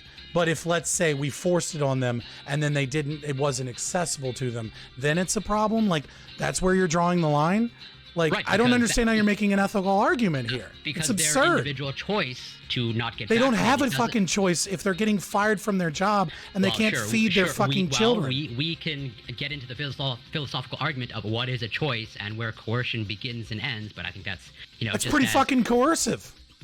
If people start losing their fucking jobs and the state is I mean, you realize that the new, maybe you don't know this because you're Canadian, right? The new infrastructure bill, right? That is on Biden's desk that we're pretty sure he's going to fucking sign, right? It has upped the mandate for January 4th to $70,000 fine per employee per infraction, and if they find it to be intentional, a $700,000 fine. So companies that want to fight back, right, and want to make a different choice as you have it, right, every single time they intentionally say we're not going to do it, they're going to be fined $750,000. That's not a choice. That's obviously coercive. It's just a way for the administration to get away from the fact that they can't go knocking on doors, because this isn't fucking Australia, where they do just go knocking on fucking doors and going, hey, you got a license for that barbecue in your backyard, mate? Like what do you want about? I think you're making a little bit of a caricature of the Australians. I mean, obviously, that's... I don't think those are the exact words the police use when they go door to door to make sure that people aren't at their neighbor's house, right? Right, but well, okay, if you want to characterize Australia as this, tyrannical state, I don't think, as far as I know, they're currently implementing people going door to door and just asking, are you vaccinated? And if they say no, they just stick a needle in their arm. No, but they're going door to door to enforce lockdowns. And then they're fining people $5,000 if they're not vaccinated. Yes, they are whatever you can call it. They're incentivizing certain behaviors that they want. Or rather, yes, if you want to use the word coercion, incentivize. Yeah. I'm going to steal your money, and if you don't let me steal your money, I'm going to shoot you. I mean, it's literally worse than being mugged in an alleyway, because the state is doing it with the supposed idea of saying they're morally ethical when they're not. At least the mugger is honest enough to know that he's just robbing you.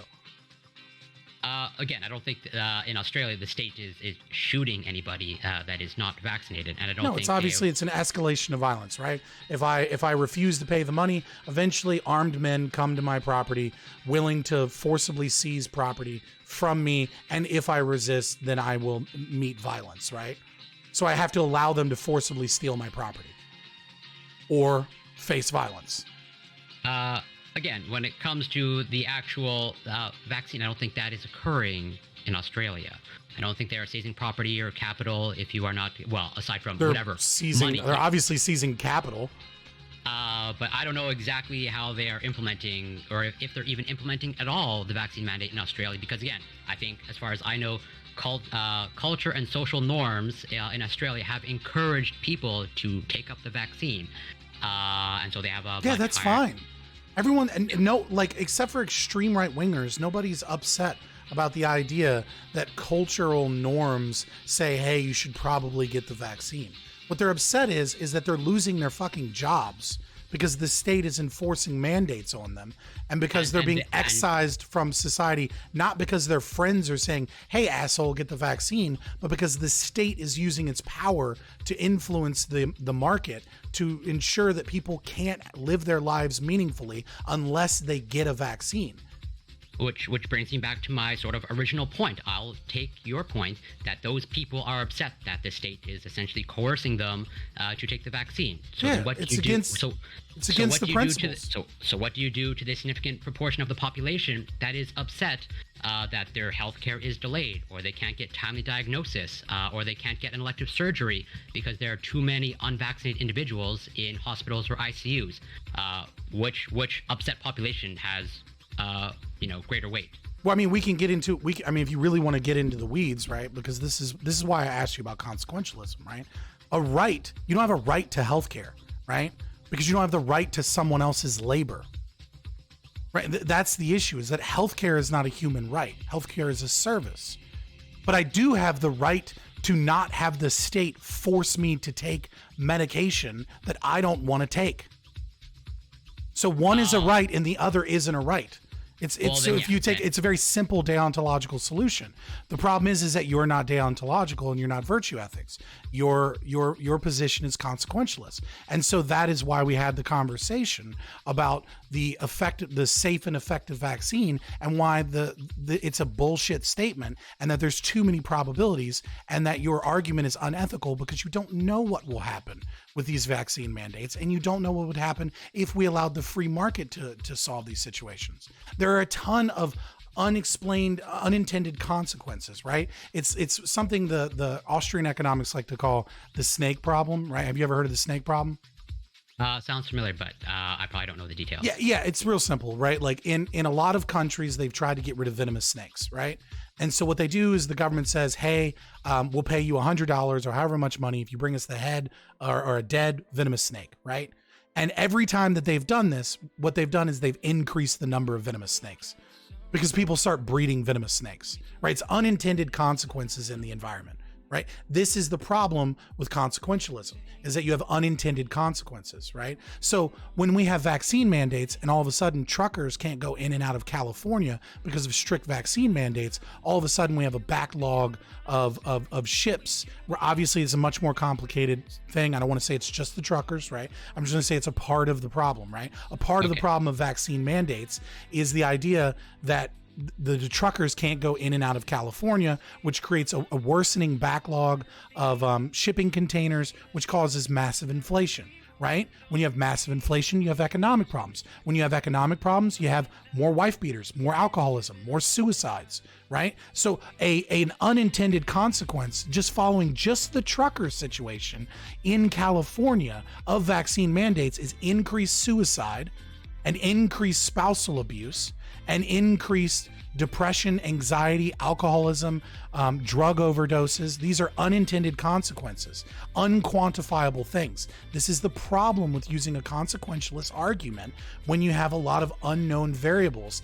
And a situation like vaccine mandates that affects the economy, sociology, politics, all these things, it's the very definition of something that is difficult to ascertain what the future of those policies are, which is why you need to fall back on your principles. And have yet to hear what your principles are. Not principles, they're preferences.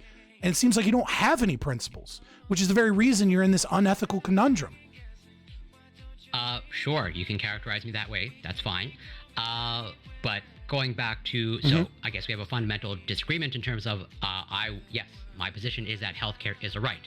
So going back to your, let's say, point in terms of you do not agree that the state has the authority to, let's say, mandate vaccinations. And so going back to you viewing healthcare not pretty much not a right. I don't want to. I don't. So you are okay with? I'm not okay with choosing. it, right? I'm not okay with like.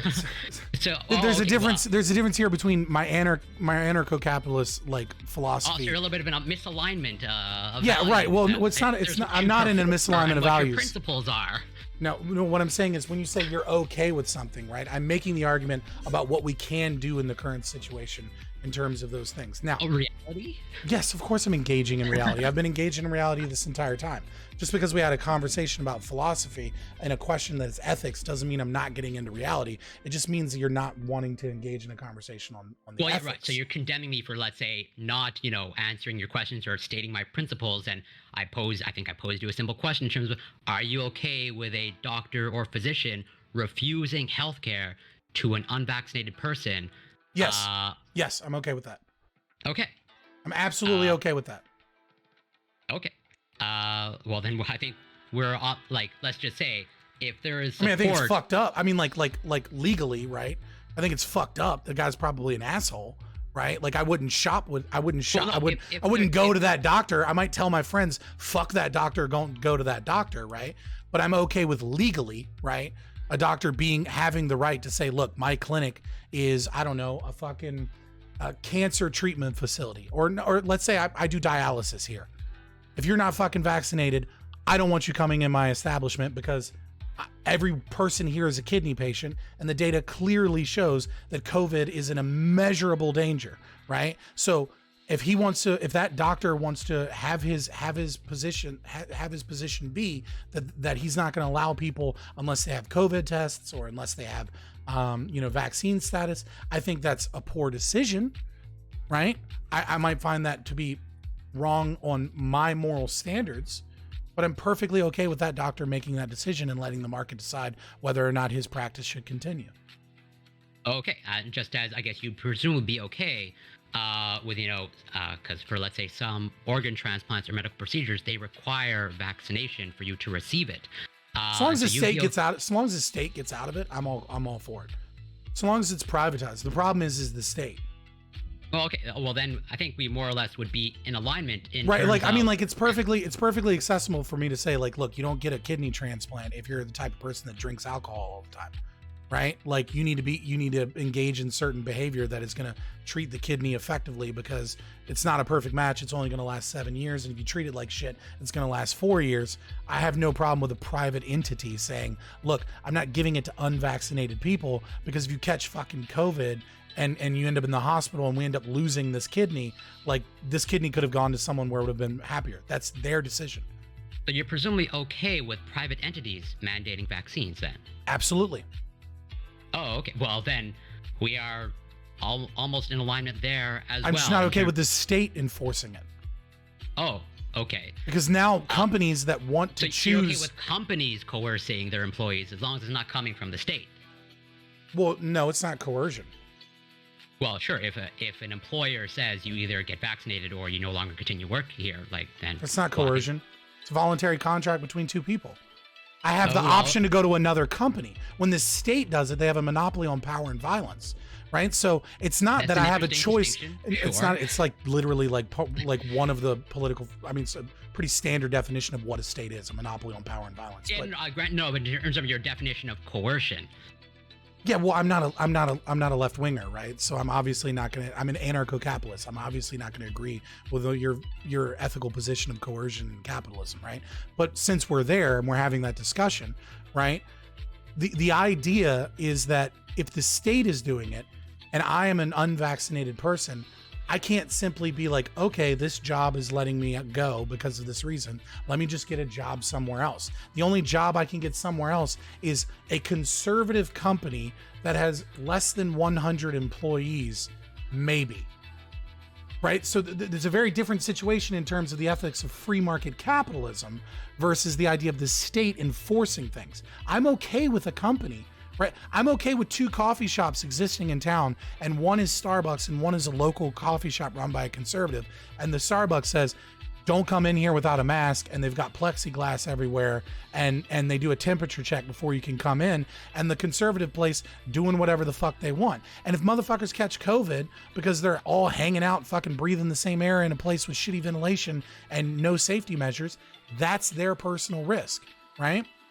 And I think people should have the right to ascertain the risks of their behavior as they want, and not have the state tell them what they can and can't do in these scenarios. Those are my principles. That's my deontological argument.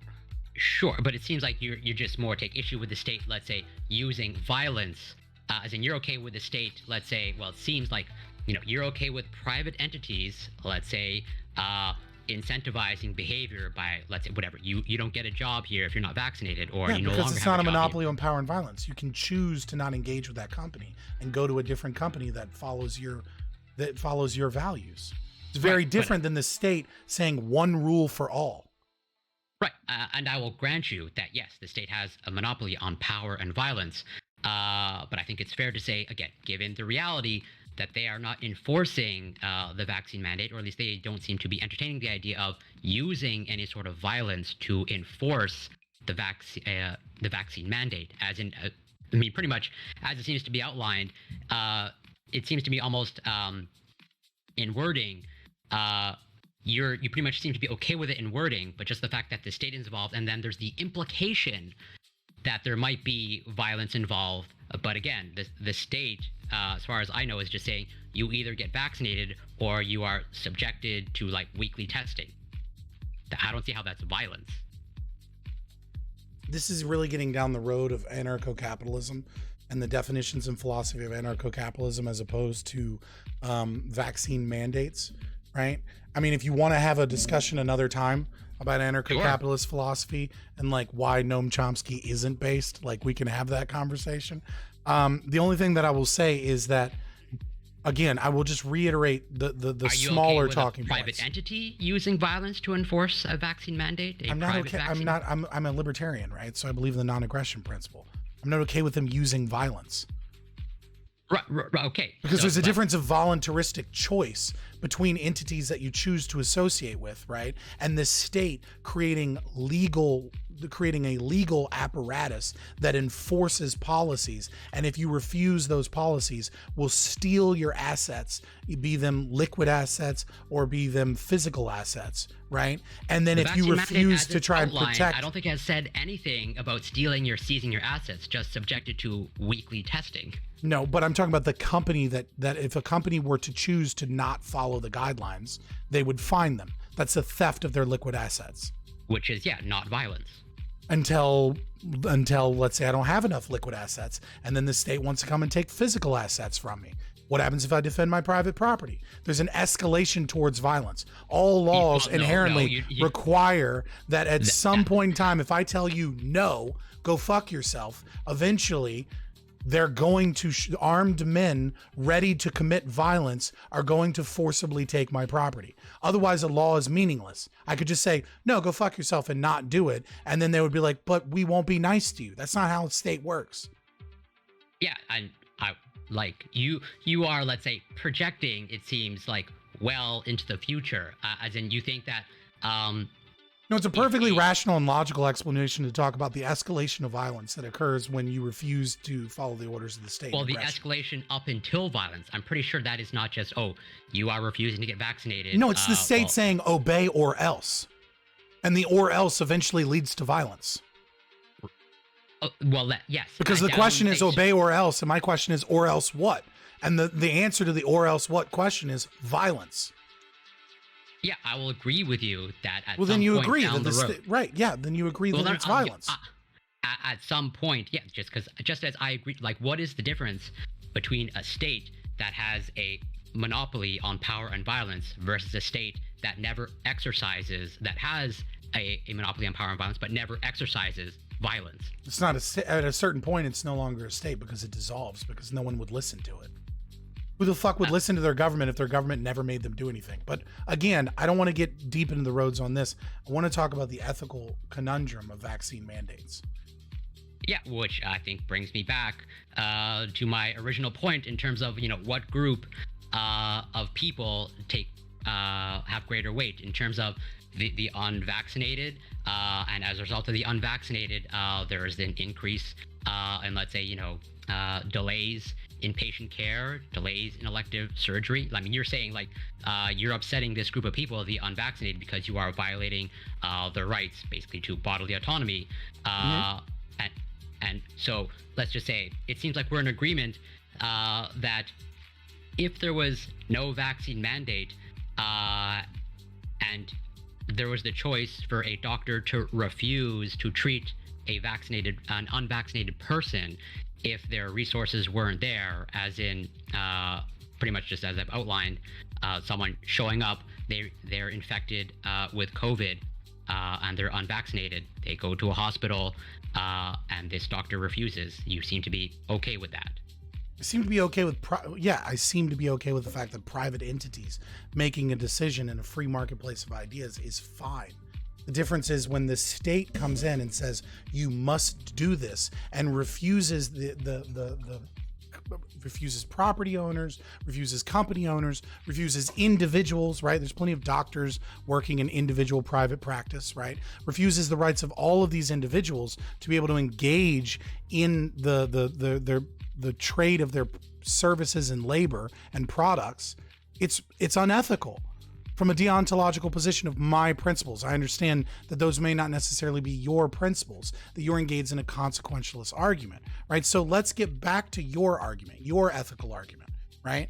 From consequentialism, right? Let's get back to that, which is outcomes. I want to know, do you believe, like, one of the things that I think is really important to understand about this is that these vaccine mandates are affecting different. Go ahead. Let's say, like, so essentially, you are okay let's say with unvaccinated individuals, more or less suffering the consequences of their actions, which may be the denial of healthcare. I'm perfectly okay with that so long as it's not foisted and forced upon them. Yeah, sure.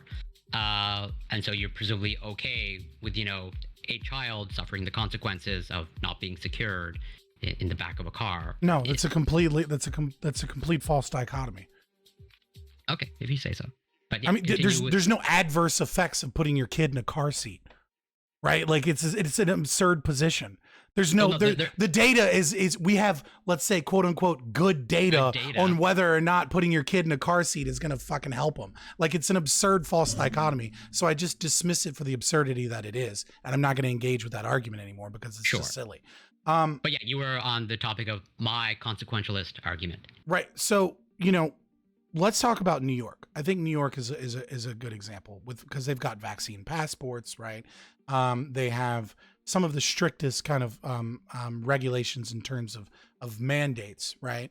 Of any of the states in America. Are you aware of the racial disparities occurring in New York? Not perfectly, but I'm certainly aware that there are racial disparities in vaccine uptake. Yes. Right. So do you mind if I just share it for both of us, like for the stream and everything? Right. I will, assume that you are sharing accurate information. So this is as of November 5th from New York's health.gov, right? So this isn't like some wackadoodle site or anything, right? Now there's two numbers. I'll just give the above 15 number. If you want the other numbers, I can give it. It's fine. But the above 15, 70.4% of whites are vaccinated with at least one dose, right? 17.3% of blacks are vaccinated, right? 18% of Hispanic or Latino vaccinated, and 9.2% of Asians are vaccinated. Now, there is a weird disparity with Hispanics and Latinos. Hispanic, Latino, and Asians. That may be an immigration issue because the under 15 number is actually higher. So that may be that they fear being documented in some case, right? Being found out as being an undocumented worker. So they're letting their kid that is a citizen get the vaccine, but they're not getting the vaccine. There might be some other reasons for that disparity, but it's obviously lower in the white and black population than the above 15. So one of the things that I think is really important when we talk about the ethics of this situation is the mistrust of the state, right? White individuals don't have a history within America of the state using them as guinea pigs to test out, medical interventions. They don't have the Tuskegee experiment. Are you aware of that? Yes. Right. So they don't have, 125 men dying because the state decided that they were just going to not tell them they had syphilis and pretend like they were treating them with 20 children being born with congenital syphilis, right? They don't have, the Hispanic community, of course, they're very well aware of what Margaret Sanger did and Dr. Gregory Pinchas did in Puerto Rico, right? Where they tested birth control and they used eugenics and forced sterilization on Hispanic and Latino women, and cited the fact that they were an inferior subspecies, right? Whites don't have this history in America of the state using them as guinea pigs, except until today, right? Because we're all being used as guinea pigs in this experiment of the vaccine effectiveness, because we haven't gone through the normative process of testing these vaccines. And so I'm just interested in your take on that situation. You say normative processes, there's just one right way to approve a drug or therapy or vaccine. I said normative, which is to suggest that there are multiple normative ways, and that this is way outside of the window. Optimal. Well, this vaccine is also, first of all, this vaccine is different than all absolutely past vaccines. Yeah. I mean, we've had mRNA vaccines before. They've just never really been that effective, so we've never brought them to market. They have been tested for a long time previously before the pandemic. We've been testing mRNA vaccines for vaccines, but for 20 years, right? Right, exactly. But I think it's a little bit of a false comparison to say, this was the process for this vaccine. This was the process for these are new vaccines, a new technology, and different circumstances. Right, but the new vaccines and new technology, I mean, the argument that you're making there is that they're new. So why would the process be less restrictive?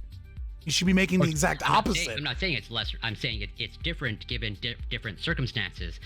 Right, but the argument that the logical argument from that would be that they need even more testing because it's a new type of vaccine, at least in terms of you see what I'm saying? Maybe our testing clinical trials have gotten better, as in our data gathering interpretation, let's say algorithms, for lack of a better term, have gotten better, and thus we are better able to sift through and reach conclusions. That's a big fucking maybe, dude, and you know that's a stretch. No, if you just look at publications over time, there's just, it's hard to tease out what exactly is causing it, but there is a large increase in just overall publication number. Okay, yeah, but that's an argument about the amount of time that it would take, not an argument for getting rid of steps and for overlapping things or for Operation Warp Speed or from buying data from Germany and then it no longer having to go through phase 1 and phase 2 clinical trials because we purchased data from German pharmaceutical. That is a completely separate argument and very disingenuous. And it sounds like you're making an argument that is disingenuous, but that the audience isn't as well aware of and how these processes work. We're not talking about how long it takes to get a vaccine through the normal channels. We're talking about steps being skipped in the process and us not having long period of data on adverse effects in phase 4 clinical and phase 3 clinical trials,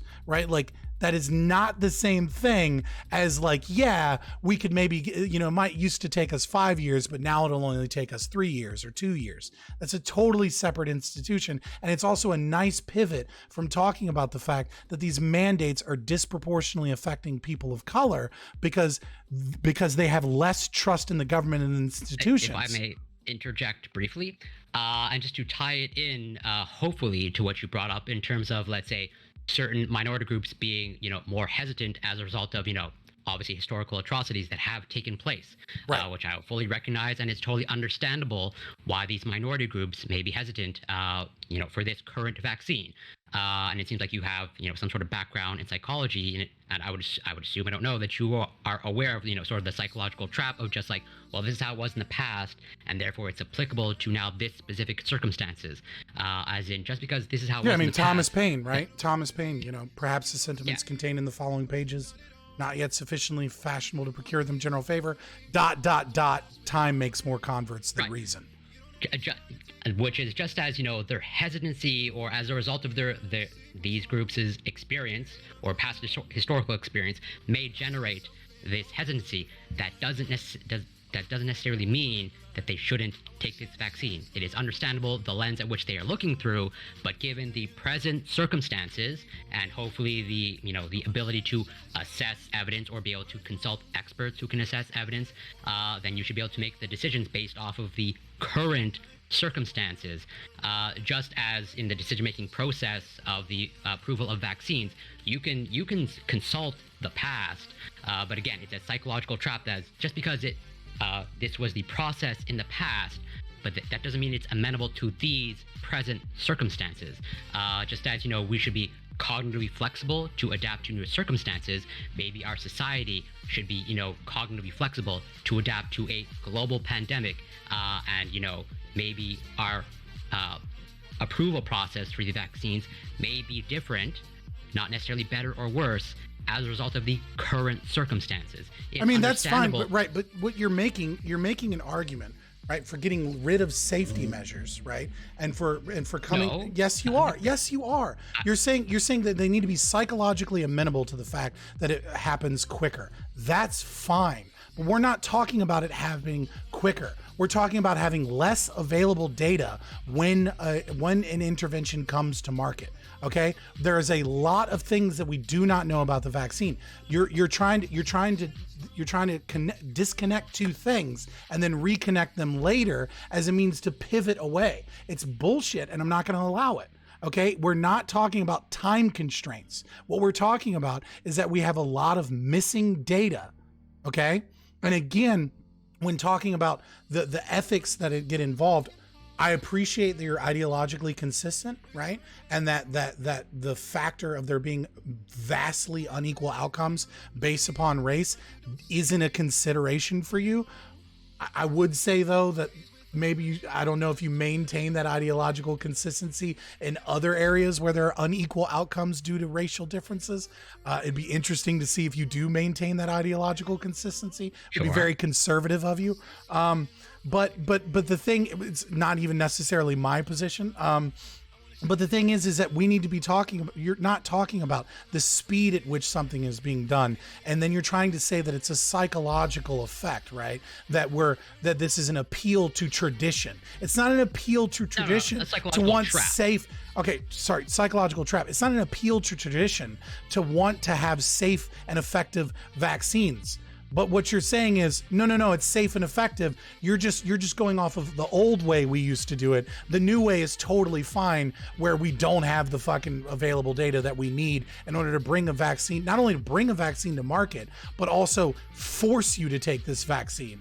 And it's not force because it's incentives, and we'll just fire you and we'll get rid of your job and damn the consequences. But it's not really force because we haven't done things that I consider to be forceful. It's absurd. Well, just to maybe clarify something. So you think coercion is only coercion when the state is involved? No, why would I say that? That makes no sense. No, I'm asking the question in terms of like, you seem to be okay with private entities, let's say, implementing a vaccine mandate, but only when the state is involved and, let's say, potential force is involved, then it becomes coercive. Obviously, coercion requires some level of force. Doesn't necessarily require violence, right? You could culturally coerce people, right? Like if 99% of the population, right, was pro-vaccine and 1% of the population was anti-vax, right? That 1% of the population, if living in a rural area that is similarly 99% pro-vaccine, it's gonna have a hard fucking time finding a job, right?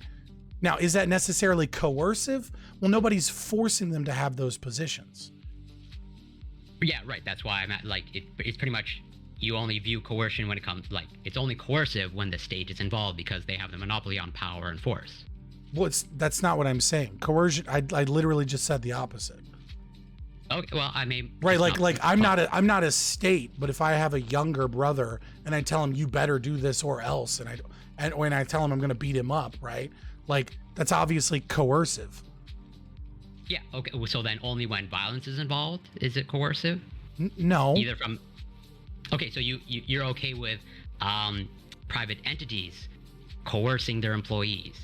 The problem is the monopoly, right? The problem is that you don't have the ability to choose between one or the other. The only way you could get away from the vaccine mandate is to move to Belize. Right? Like you can't like it's very different than switching jobs. Yeah. Okay. Well, I don't want to get. I have the right to do with my property or my factory, if you will, if you want to go like super Marxist with it, right? Like I own the means of production, and you shall follow the rules that I set forward whilst engaging in my factory labor, right? That's fine if I can go get a job at another factory. Right? But when the state says all of the factories must do this, right?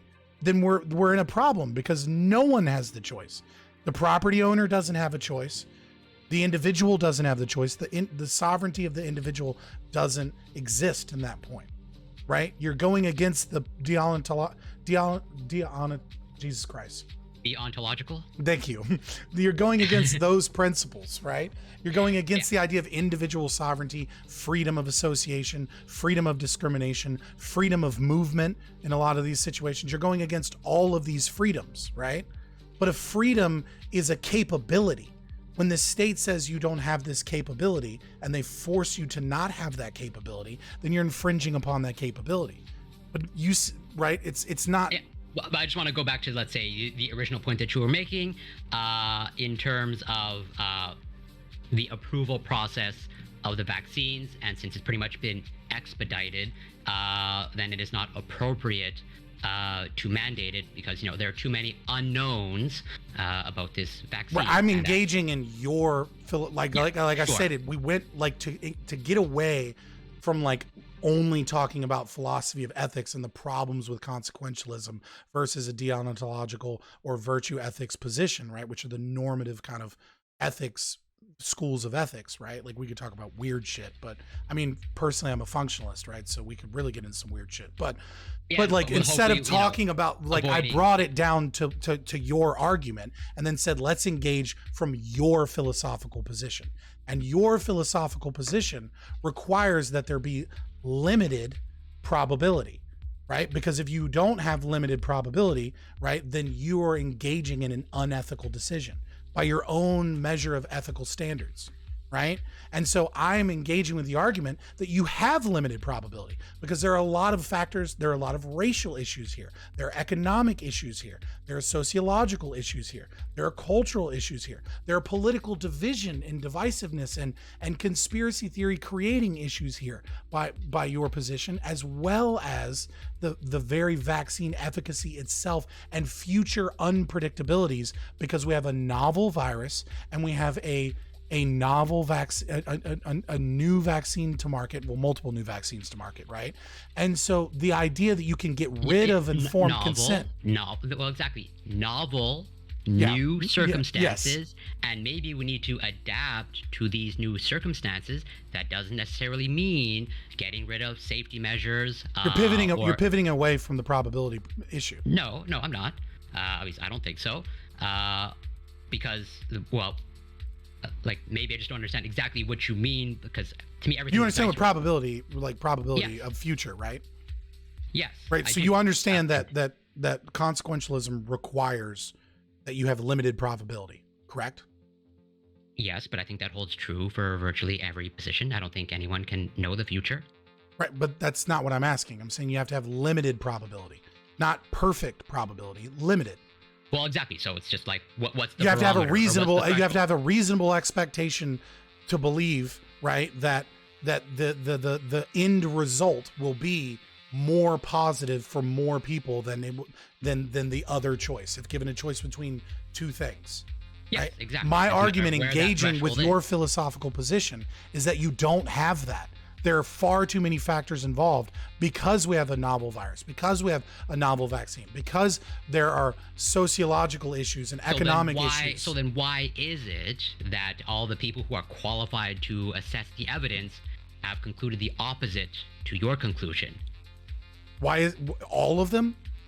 Really, all of them? Like the overwhelming majority, yes. So now we're making a scientific consensus and an appeal to authority instead of engaging with the actual data in front of us. Aren't you a fucking scientist, dude? Why do you need to engage in that? That's silly. Because again, I can show you my research, and I can.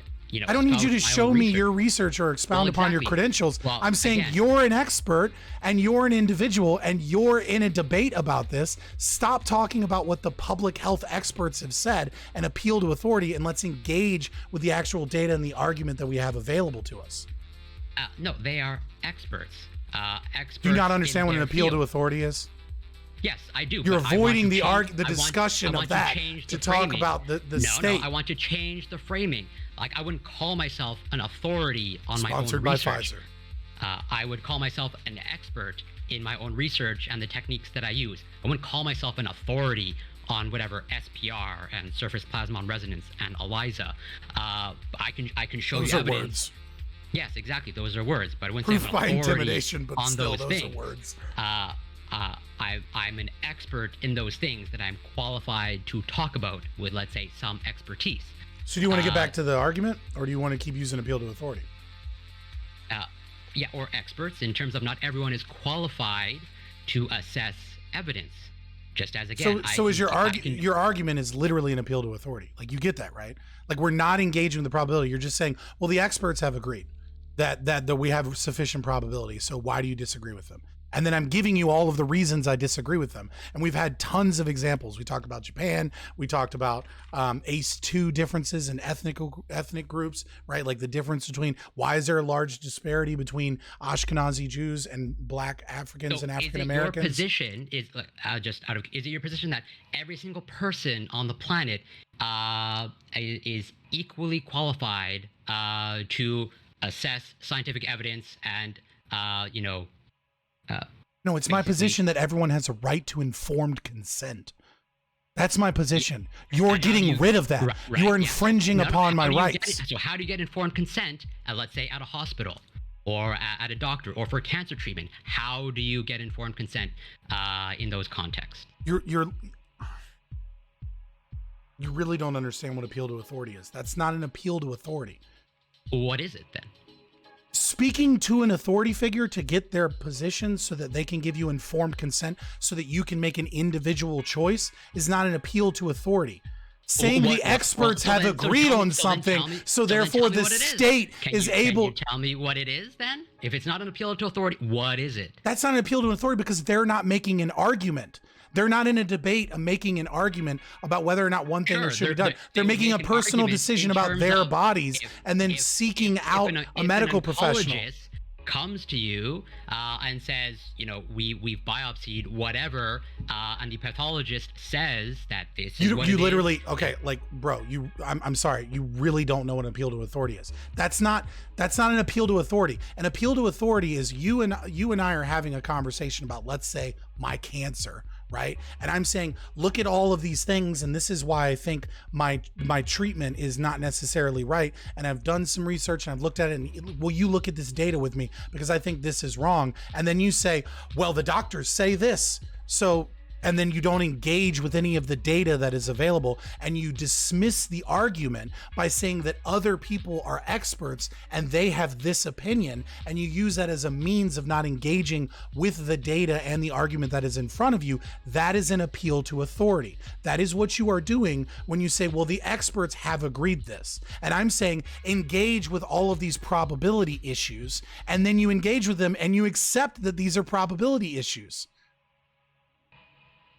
But then later you just say, well, the experts disagree. You're saying trust the science. And I'm saying that's medical misinformation. That's a problem.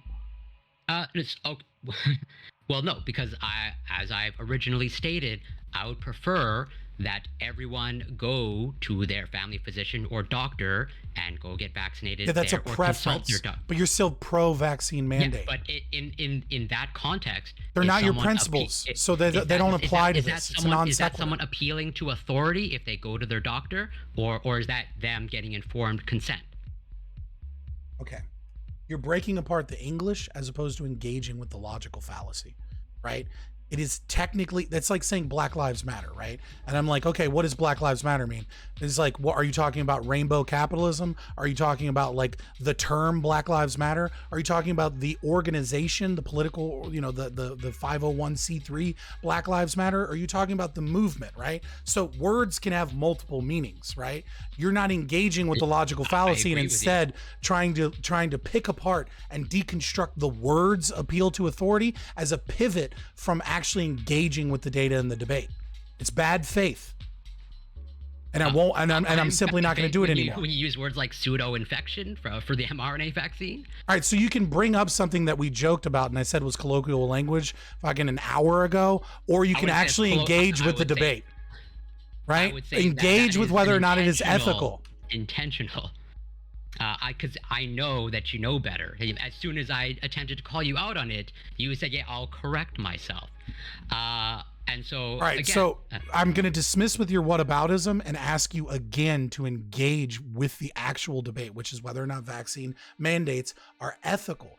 You've already at this point, like we've already accepted at a certain point that you just don't want to say it's unethical, but you know that it's unethical because it goes against your preferences, because you don't have principles, you have preferences. And instead you have a a consequentialist perspective, and we're engaging and talking about the probability issues, and you're avoiding all of these arguments about the probability issues that are present within your own philosophical moral framework. Because is everyone equally qualified or have the ability to assess these probabilities? I would say no, just as not. That's why you have informed consent. Right, which arguably consent matters in informed consent. You're getting rid of consent. It's no longer informed consent. So can I ask you how specifically I'm getting rid of consent? Are you pro mandate? Are you pro the state using its power and authority to fine companies and force companies into a position where they have to choose between financial ruination or forcing all their employers to do something that they may not want to do? That is still technically a choice. That's not consent, dude. If I go to your girlfriend and I hold a gun to her head and I say, suck my dick or else, that's not consent if she chooses to do it, because she still had a choice. And yeah, so going back, so what exactly is consent to you? That's why I'm asking. When you were forced, what is the difference between someone? I feel like I metaphorically just made the position pretty strongly, right? You said a lot of things. Yes, I'll agree with you, or said a lot of words.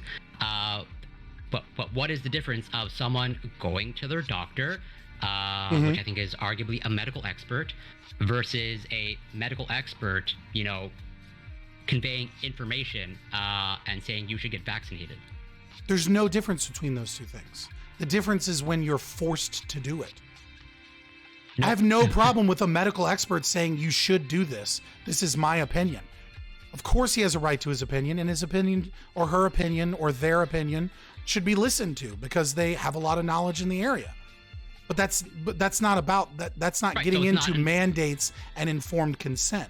You're just talking about medical professionals and virologists and epidemiologists having opinions that can help with informed consent because these people know what the fuck they're talking about. Opinions, generally. I will not say that every single virologist has informed opinions, but yes.